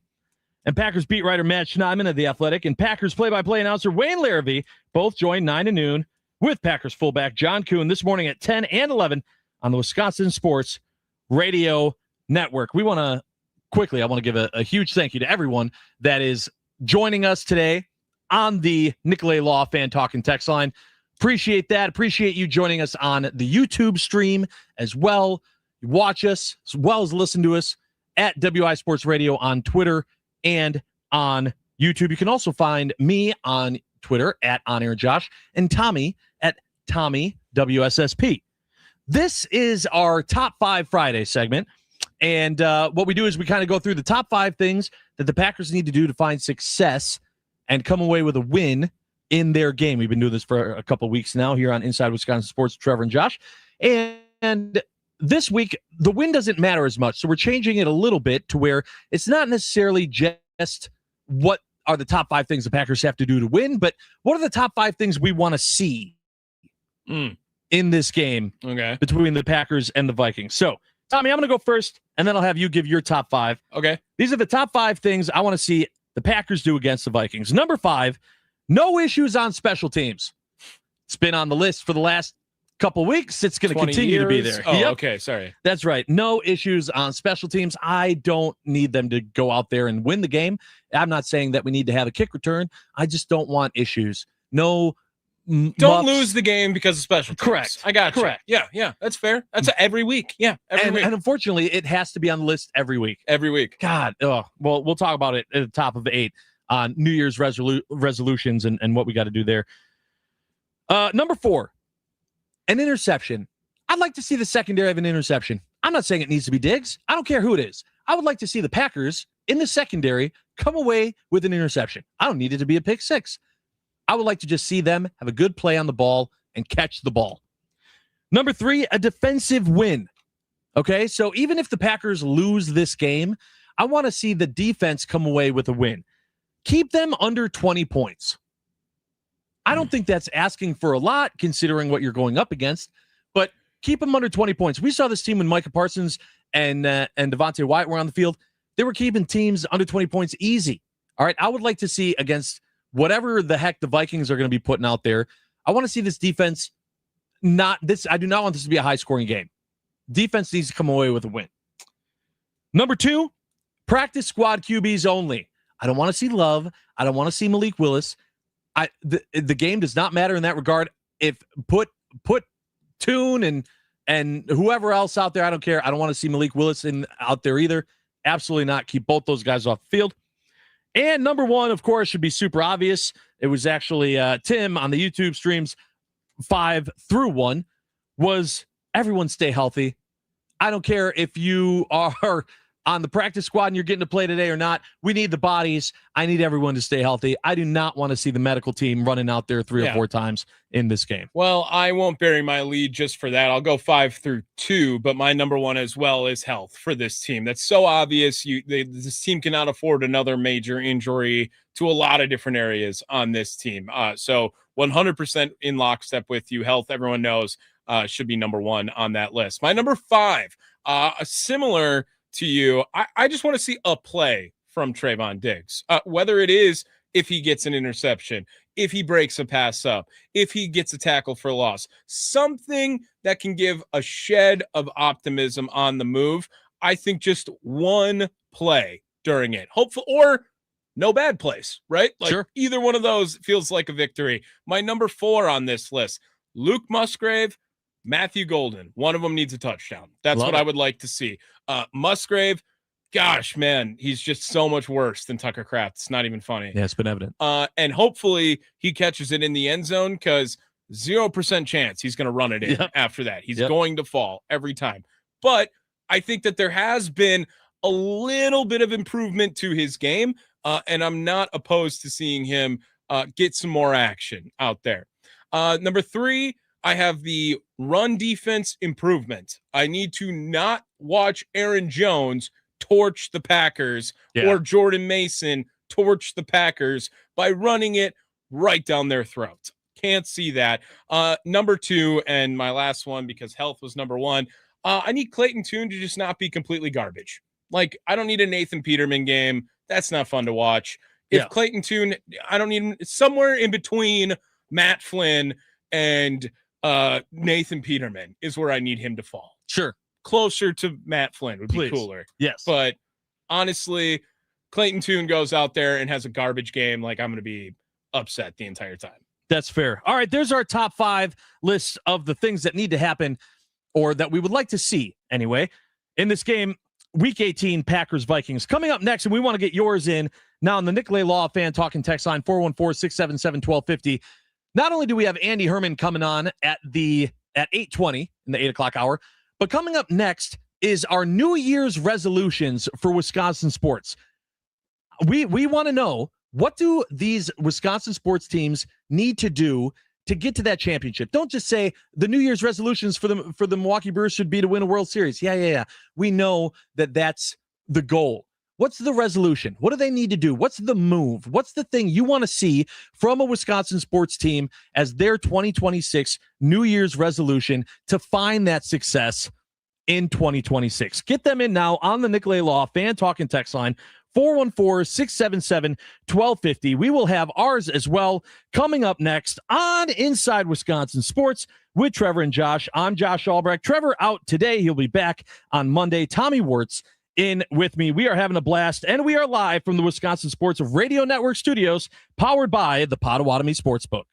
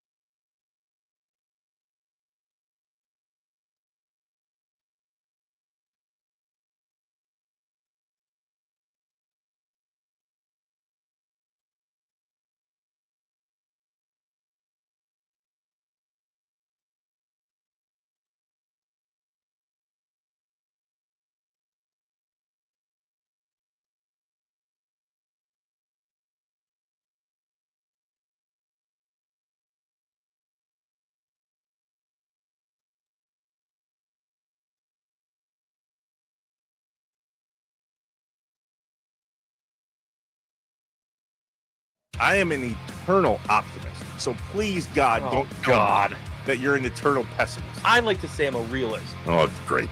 We're going to get along great. This is going to be great. This is Inside Wisconsin Sports with Trevor and Josh. Crowd is here, about to blow, waiting for me to start the show. Out the curtain, lights go up from home. Whoa! With the 23rd pick in the 2025 NFL Draft, the 13-time world champion Green Bay Packers, for the first time since 2002, draft a wide receiver, Matthew Golden, wide receiver, Texas. Comes down to their final out. Carson Kelly grounded to short. Ortiz makes the play. Ball game over. The Brewers will play for the pennant. His Goff's being chased by Parsons. Look out. He's got him. His first sack as a Green Bay Packer.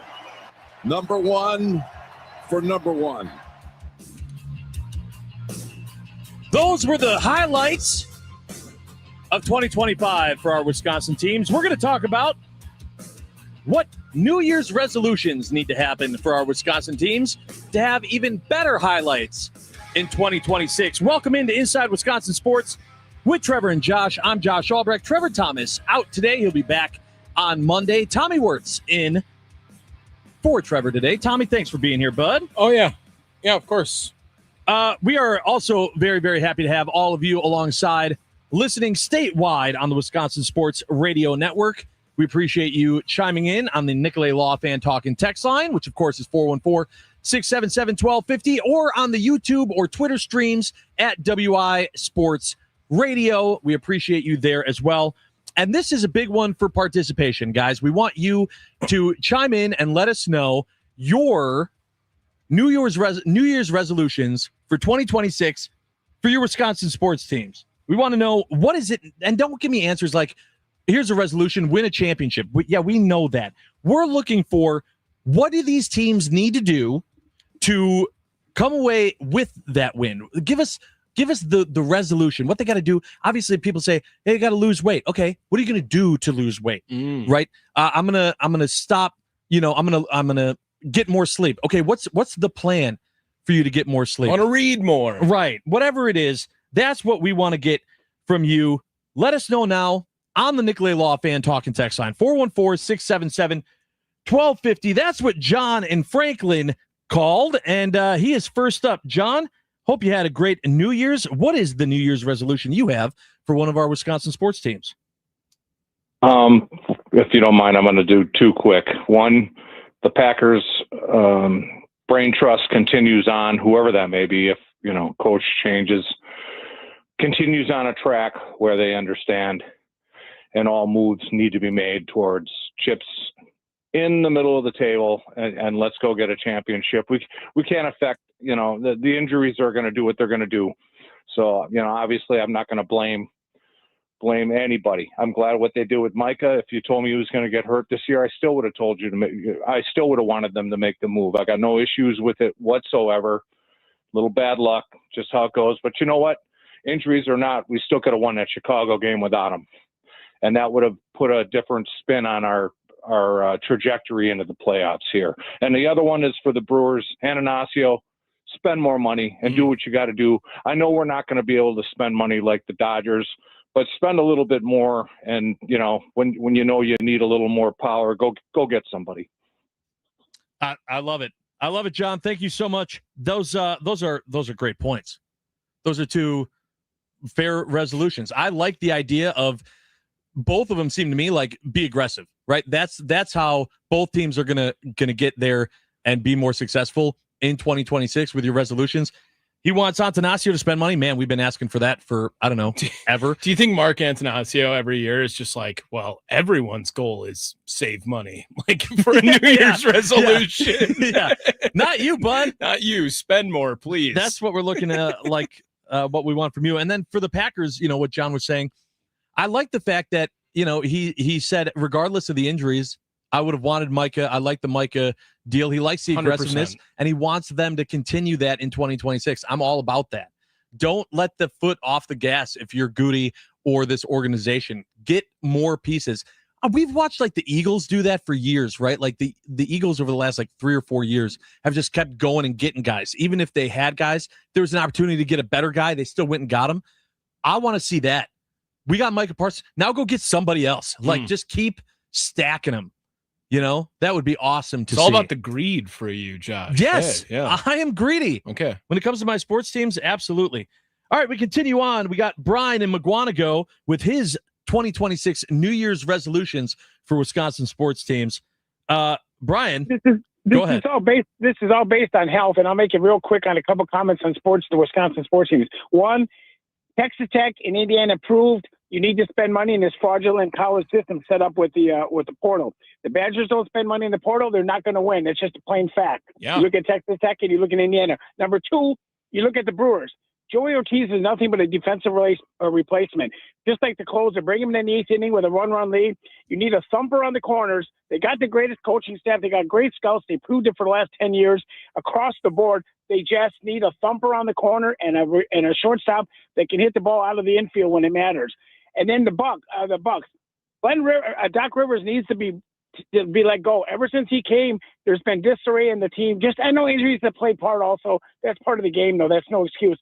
When he won his championship, they keep referring back to that. That's when he had 3 of the greatest players with Ray Allen, with Kevin Garnett, and Paul Pierce. What has he done since he's been with some of the biggest Brian, teams and some of the greatest stars? to your point, Brian, like no coach has ever ridden one championship more than Doc Longer than Rivers. Doc Yeah, Rivers. like no one. So I completely agree. Yeah, and I just think that Wisconsin, we have great tradition here. I mean, you look at Wisconsin when they were in their height, when J.J. Watt was here. I mean, when the Watt brothers were on the Badgers, they had great things. They were in the Rose Bowl. They were winning Rose Bowls.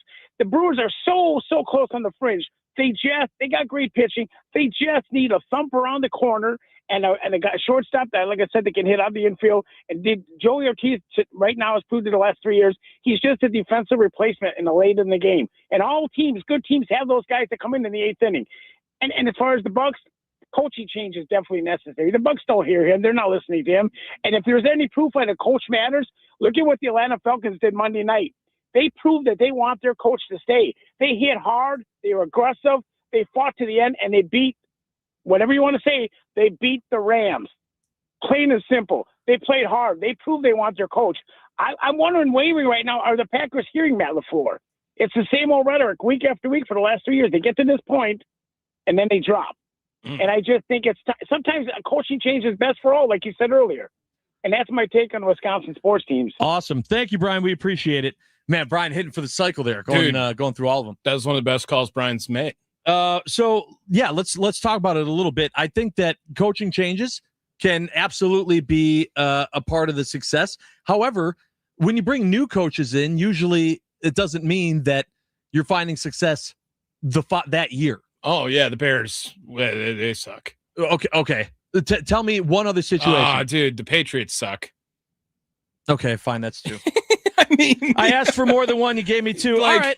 I'm just saying, like, you know what, Josh? It's that some people thrive in the world of uncertainty. Some people hate it. Yeah. And I can tell that you're like, I don't want to be there. I hate uncertainty. And I absolutely do. Some people, they find that to be the most rush they get. And I get a rush if I'm in that world of uncertainty. Yeah. Road Warriors. Great point. No one else is certain if Jake Bowers is going to do something when he gets to the plate.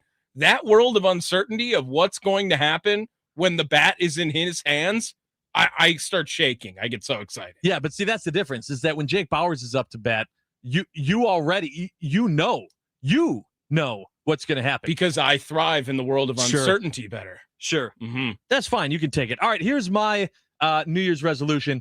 Specifically, it's with the Packers, and it's you got to cut the fat. You got to lose the weight. How? Weight?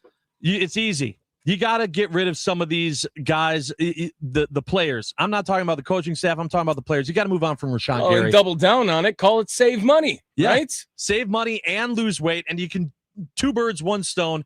You got to get rid of Rashawn Gary. I don't know how I don't know how he has had as bad of a year as he has. It's you had all this opportunity with Micah Parsons on the other side, and you did nothing with it. You should have been leading the league in sacks, knowing that Micah Parsons was being double or triple teamed, and you were losing one-on-one matchups. Unbelievable. And then Micah Parsons goes down. You have this whole, hey, everyone, I'm going to take over the locker room. I've got a C on my jersey. I'm going to prove myself. And you do nothing with it. You get benched. You get benched in an awful loss game. Woof. To me, it doesn't matter what Gary does in the next 2 games of the season. He's done. He's toast, and he needs to be. And I think that's a huge sign. If Policy, Goody, all these guys are being what John and Franklin said about aggressive, continuing to push the chips in, then you got to cut the fat.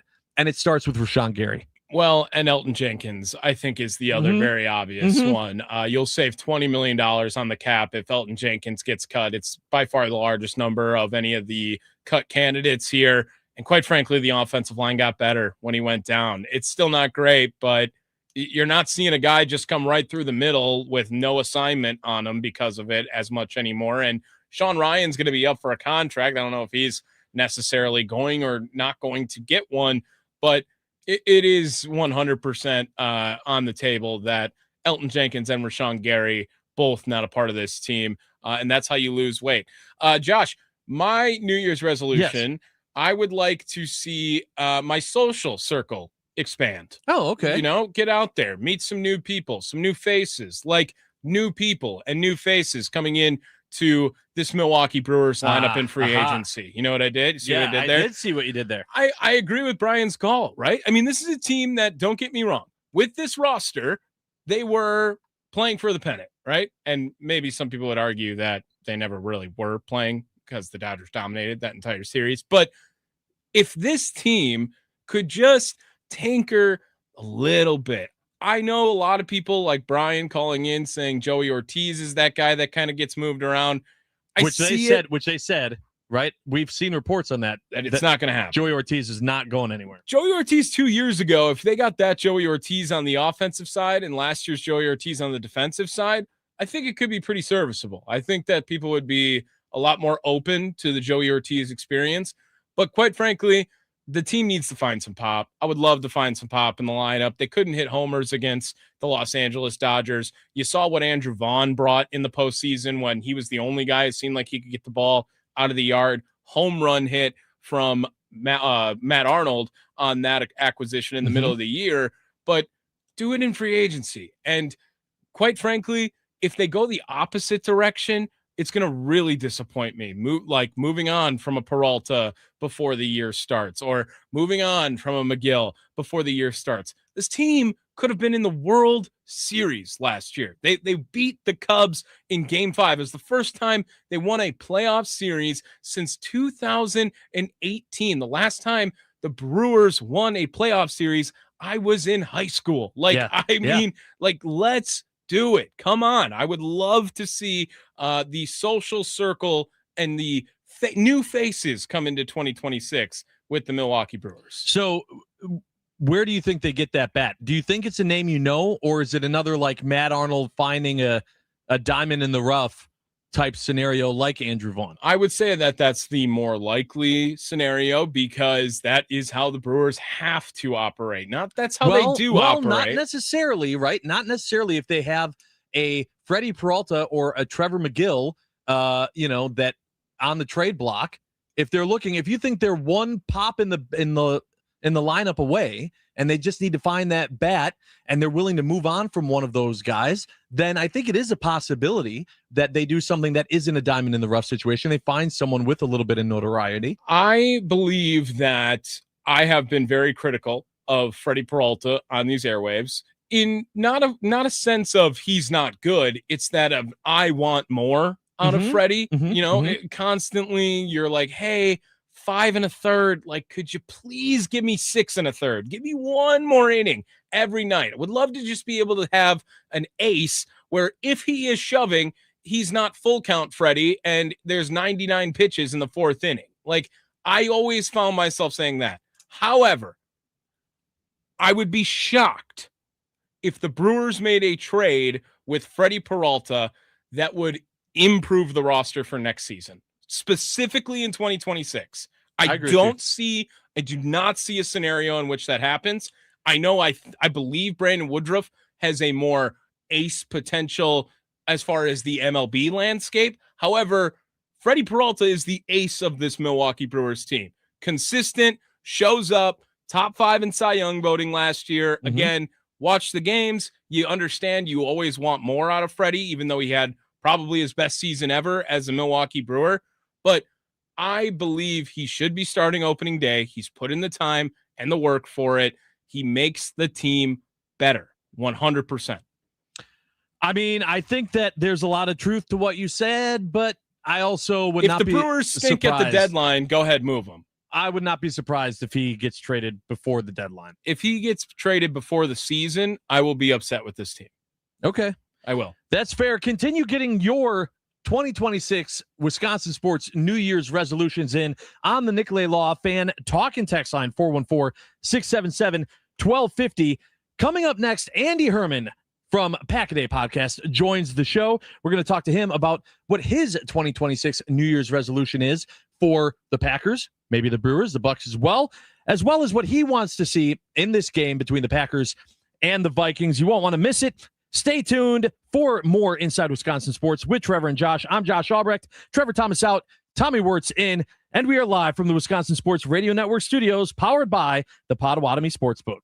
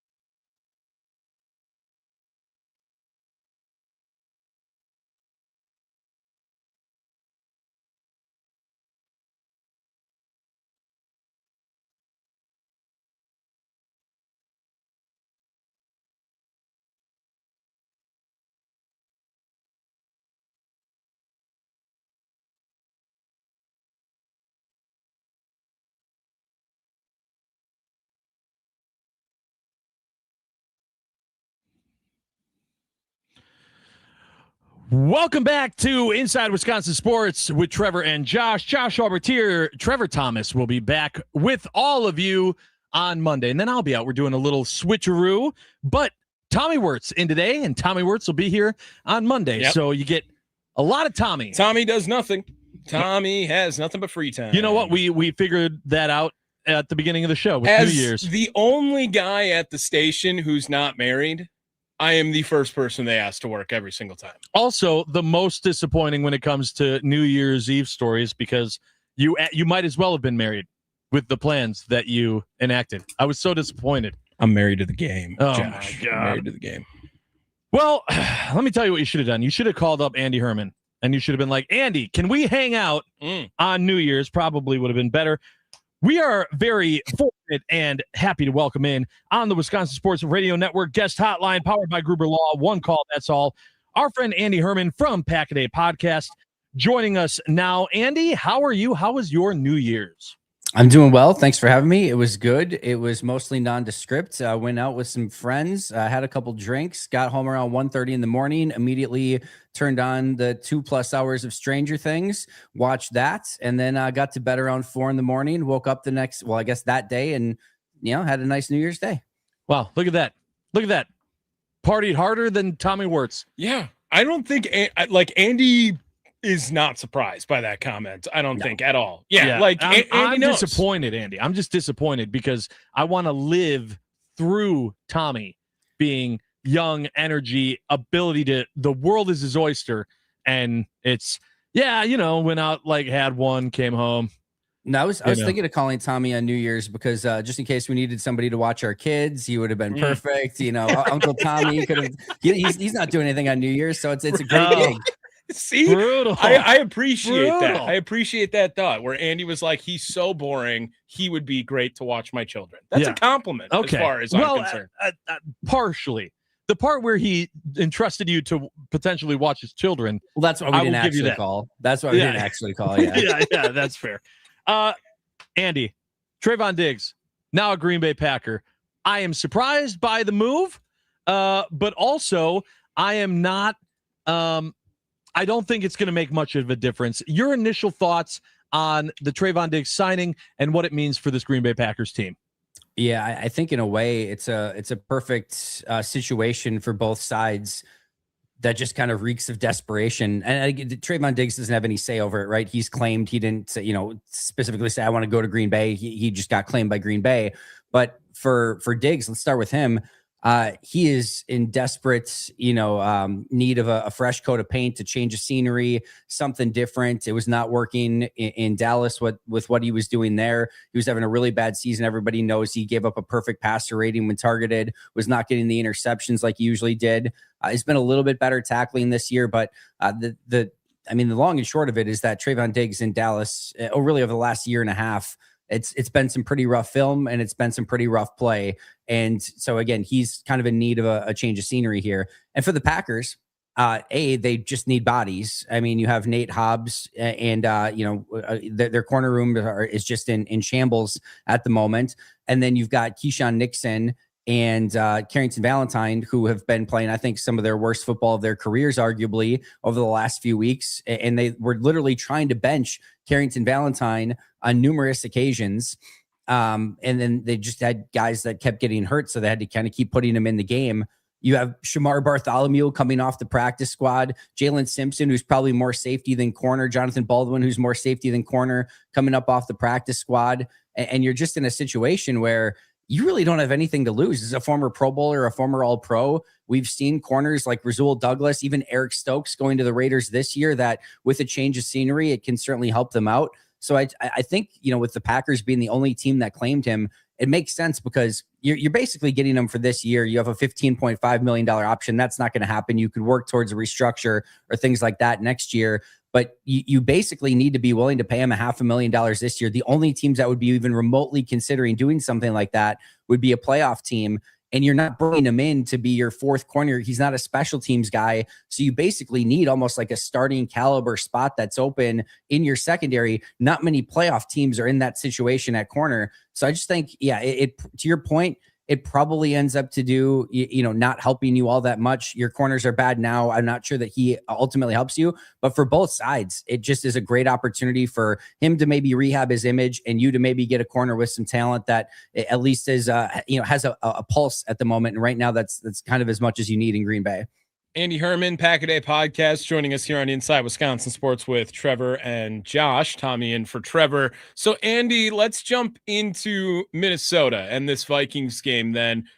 We've kind of been going back and forth here, me and Josh, in a friendly, healthy way, on how much this game matters, right? And I understand that the stipulations are the Packers are going to be the 7th seed. They're going to rest everyone.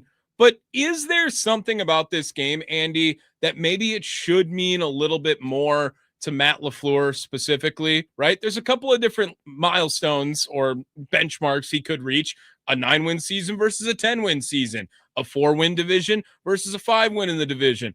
Get out of the 5-game or 4-game losing streak if it goes into the postseason, if he ends the year on a 5-game losing streak. This is a guy that it feels like it's maybe not quite uncertain his job status, but definitely in question. Would a win against Minnesota help in any way, at least for Matt LaFleur, to maybe ease some people's tensions for this Packers team? Or this game means absolutely nothing to you because Clayton Tune ultimately is the quarterback? Well, let me ask you this. If you're Matt LaFleur or Brian Gutekunst and you feel like your job is anywhere near in jeopardy, are you starting Clayton Tune this weekend? Well said, Andy. Gross. Right. No, yeah, I mean, I think that's but again, there's nothing to gain, I understand, but there definitely feels like there's something to lose in this game, Andy. See, I disagree. Well, I guess I agree, but in a totally different mindset. There is something to lose. It would be Jordan Love, Christian Watson, Josh Jacobs, etc. with an injury. So here's how I view this week. In most situations where you get into this very specific scenario where you don't have anything to play for in the final week and it's rest versus rust, and we have the entire conversation and break it down, probably 90% of the time, I think it's a real true coin flip. And I really do believe that you could make an argument either way of what you should do in that situation. I don't think it's a perfect scenario. I think that there are advantages and disadvantages to both sides. In this specific scenario for Green Bay, I think it is as cut and dry as you could possibly get. Jordan Love's coming off a concussion. Malik Willis has got a hamstring injury. Not only that, but if you want to play, let's say, Jordan Love in this game, you're going to want to play the guys around him so that he feels the most comfort, and that you want Zach Tom out there in that situation. You want your starting offensive line. You probably want him to have Dobbs and Reed and Watson. I don't know if maybe you feel like you can get by without Josh Jacobs in that situation, but it probably makes you want to feel that you want as many of his normal players around him when he's out there. Now you're risking them as well. And the other thing is, come playoff time, there's always the well, it's a new season, everything starts fresh, and it's sort of cliche and lame. In this situation, I think this Packers team is literally going to, we are nuking the regular season as soon as this thing is done. And basically they've already done it. I don't think that they necessarily care about this game. And the idea that, well, what if Jordan goes out and, could he throw, 8 for 8 and 80 yards and a touchdown and gain some momentum? As soon as they get on that field against Chicago or against Philly, in Chicago or Philly, nobody's going to remember that 8 for 8 for 80 yards. Jordan's not going to be like, wow, really played well against that Minnesota defense in that one drive. Now I feel like he can go and tear out he's a professional. He's going to be totally fine. In fact, the game against Minnesota, when he was clearly hurt last year, coming off the injury where it was clear, the MCL injury was still majorly affecting him. He went out and had up until the interception at the very end, had a fantastic game and navigated that well. I don't have much concern about Jordan. And to me, for a team that hasn't had a bye week since super early in the year, a team that has massively been nuked with injuries all year long and can ill afford one more hit or one more injury to a key player, this is the most common sense, obvious answer to me of rest your players, nuke the regular season. The one advantage that you have in the wild card now is that you get to prepare a week earlier and start resting these players and getting them ready for wild card weekend. I think this is the right decision by Matt and the Packers, and I would not do it any differently. All right. I love all of that, Andy, because I 100% agree with you. But to try to help Tommy out a little bit here, I think what Tommy and a few other people that are analyzing this game this way, what they're looking for is it's still a Packers game. It's still a Packers game, and it's meaningless, and they need some juice. They need something to look forward to in this game. It can't mean, even if even if all the reasons, and after this game, they need to look forward to something. Even if all of the reasons you just listed are true, and there isn't a reason that you can lay down, put something down, and say this is why this game matters. Can you give us something for those fans that need a little bit of juice to be able to make time for this meaningless game?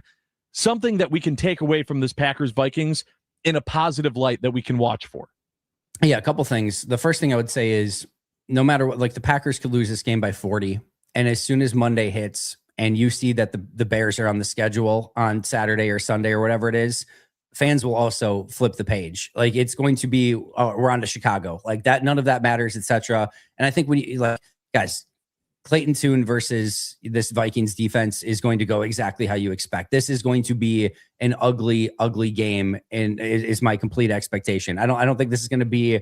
This is not going to be one where you sit down and be like, get your popcorn ready and get excited. This is going to be one where you grit your teeth and you're just watching it because you're going to watch every single Packer game, no matter what sort of game. However, I will give you some things that I think are really fun to potentially watch in this game. Some young players who I think have not maybe had the opportunity, I think are going to get some really fun opportunities. So first of all, while we're not necessarily excited about maybe Clayton Tune at quarterback, this is his basically, it's his interview for the number 2 quarterback position next year. I don't think it's going to go well, but it's his opportunity to interview for that backup job next year. At running back, obviously they just picked up a new guy this week, and they've got, Emmanuel Wilson's going to get a heavy load. Let's see what those guys do. I would expect Matthew Golden's going to get a ton of time at wide receiver, and we'll see. Savion Williams, if he's healthy, this is kind of a bummer where if he can't play, that really sucks because you really want him and Matthew to go out and play the entire game, but maybe we get a little bit more Savion Williams. I would love to see Jordan Morgan at left tackle. Actually, spoiler alert, based on how Jordan Morgan and Rasheed Walker have been playing, I think Jordan Morgan should be starting at left tackle, or at least there should be a real conversation right now. I'm playing Jordan Morgan at left tackle, and if he looks anywhere near as good as he has at right tackle these last couple of weeks, he's my starting left tackle going into the postseason, and I'm benching Rasheed based on what I've seen on tape as of late. We'll get a look at Jacob Monk and some of these other younger offensive linemen as well. Colin Oliver going to make his debut this week at defensive end. I'm excited about that. We should see a lot of Barron Sorrell. Like Warren Brinson's going to get a lot of run at defensive tackle. We're going to see Tyron Hopper start and probably play an entire game at linebacker. Trevon Diggs probably makes his debut, even if it's in a limited capacity. And we might see Bo Melton get his first snaps at corner and defense. Katano Ladapo, a really fun safety, probably gets his full opportunity at safety. So I think there's a lot of young players that haven't gotten a lot of playing time that you're treating this as a fan like an exhibition game where, hey, we're excited to see some of these players, a couple guys making their debut. Let's see what they can do. And at the end of the day, the score and the result isn't going to matter one iota. Follow Andy Herman on X, Twitter at Andy Herman NFL. One sec. All right, no, I'm sorry. I just vomited from everything you just said right there. As far as Shamar Bartholomew, you don't want to see some Shamar Bartholomew football this weekend on Sunday, Tommy? If you're not watching us on YouTube, by the way, you could see the entire time Andy was talking, Tommy is just fuming. Smoke coming out of his ears. I think this game needs to be above a step of meaningless. All right, that's all I want to say. Because, quite frankly, do you know how angry I'm going to be, Andy, if Matthew Golden gets his first career touchdown pass from Clayton Tune because Adam Stenavich wants to make comments of he will not have a premier role in the postseason. And then now all of a sudden, when there's nothing on the line, the first round pick ends up having a ball out game. No, you're looking at this all the wrong way. First of all, if Clayton Tune throws a touchdown in this game, I don't care who it's to. That's going to be worthy of celebration nonetheless. And trust me when I say you are not going to want this game to mean anything. You are not going to want this game to mean anything. If you're looking for meaning in this game, you're going to get the end of it. You're going to be even more mad. Reset your expectations right now.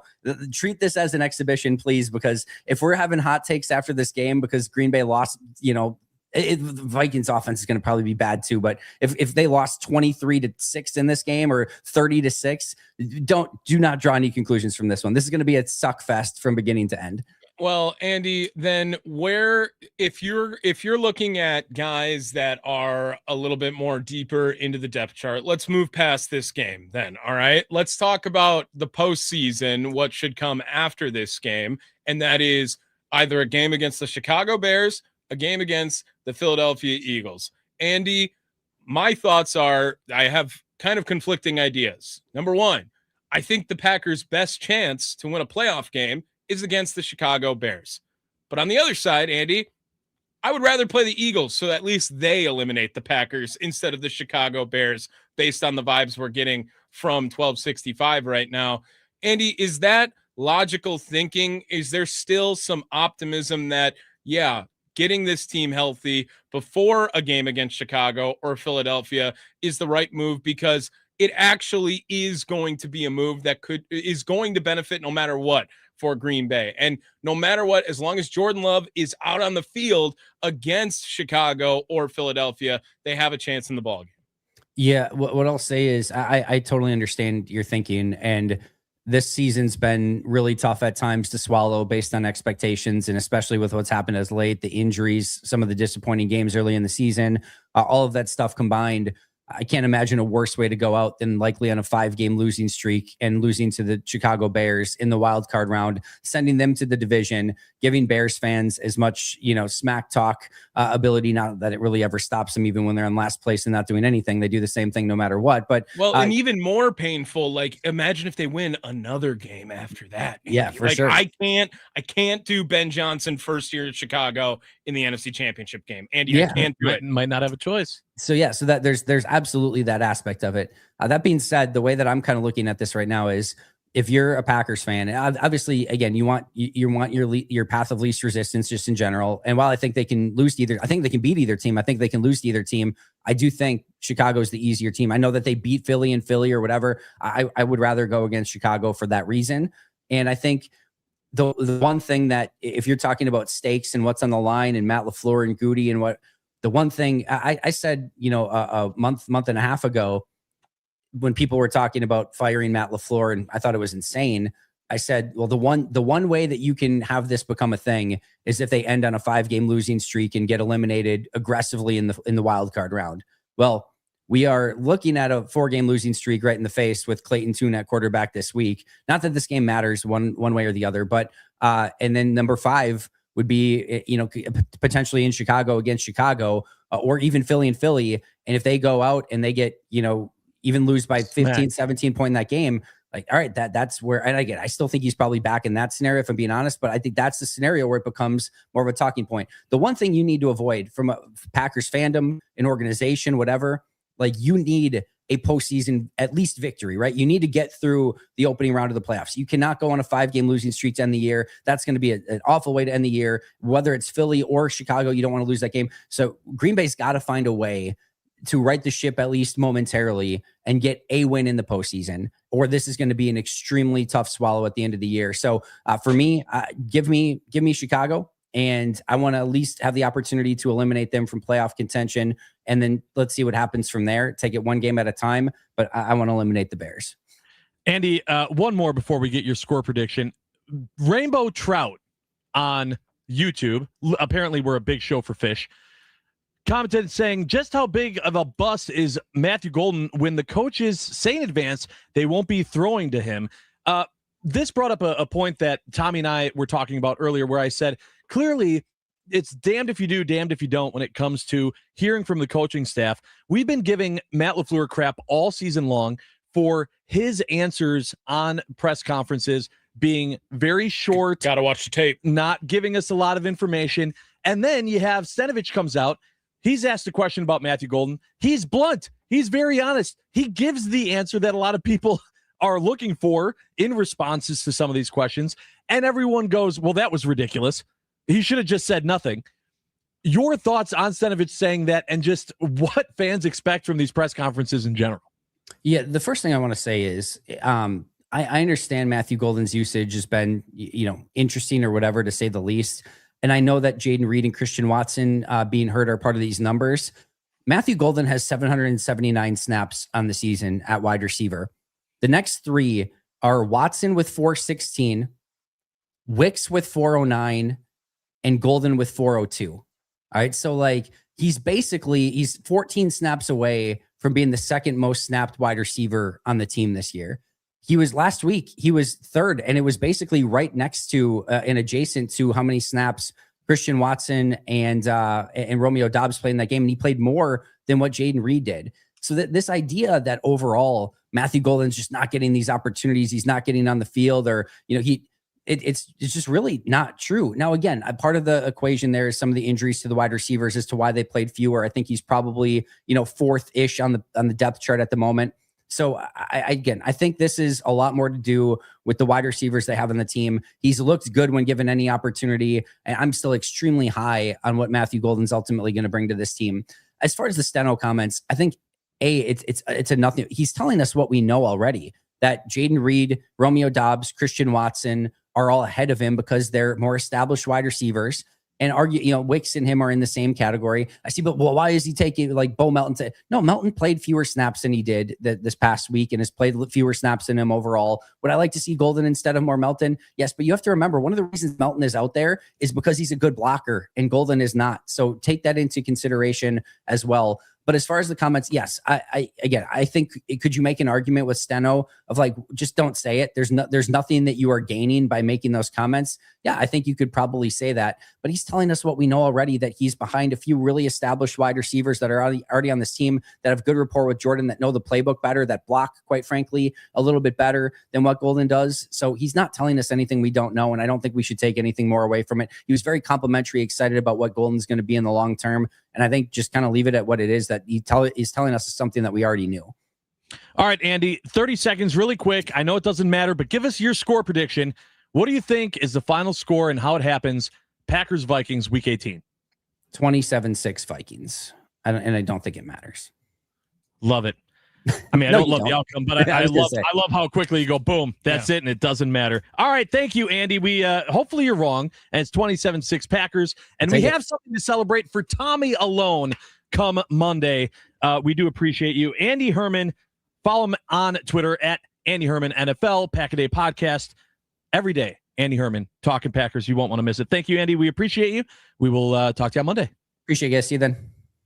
That was Andy Herman on the Wisconsin Sports Radio Network guest hotline, powered by Gruber Law. One call, that's all. Coming up next, it's What's Up Wisconsin. We want to know, what do you got going on this weekend? What do you got going on tonight? What are you doing for this game? Are you doing anything? Are you still continuing your regular Sunday Packer game plans, if you have them? Let us know on the Nicolay Law Fan Talking text line, 414-677-1250. This is Inside Wisconsin Sports with Trevor and Josh. Trevor out today, Tommy Wirtz in, and we are live from the Wisconsin Sports Radio Network studios, powered by the Potawatomi Sportsbook.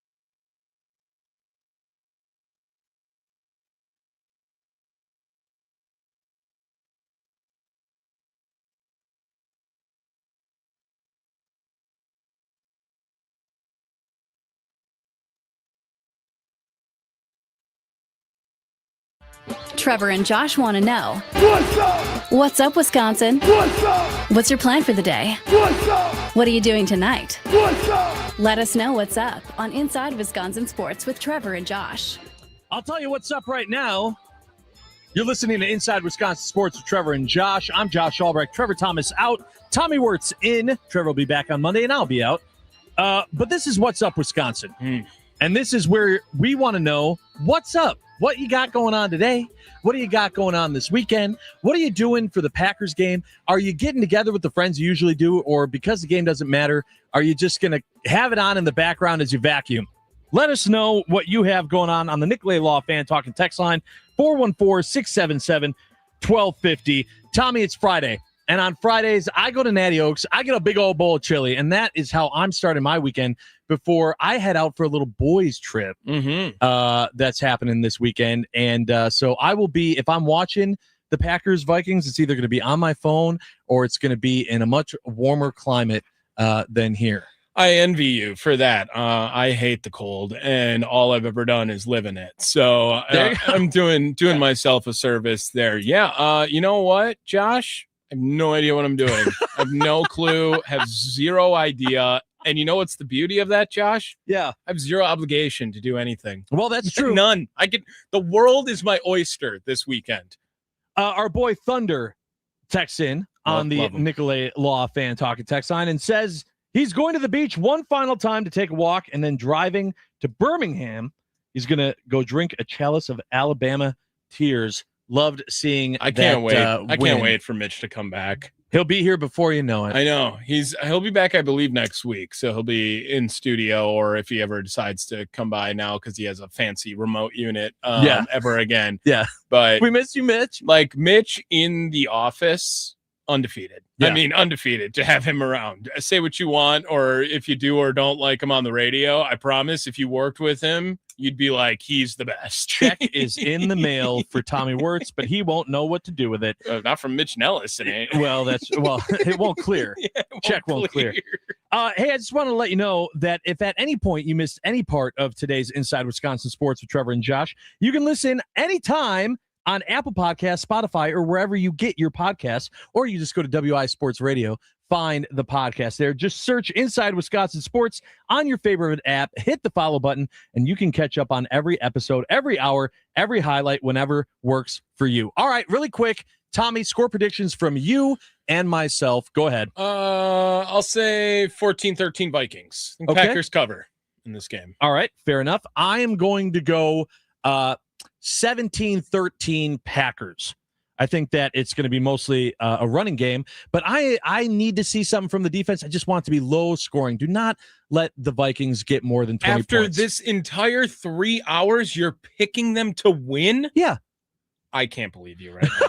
I can't believe you. You are, what was that? You just teased me prediction for 3 hours. Yeah, sure did. That's what I do. Thanks for being here, bud. I appreciate you. Appreciate everyone joining us as well here on Inside Wisconsin Sports with Trevor and Josh. Make sure to tune in on Monday where we'll be talking Packers, probably Bears, and getting you ready for the wild card game. A playoff Packer game will be happening. We appreciate you joining us. This is Inside Wisconsin Sports with Trevor and Josh.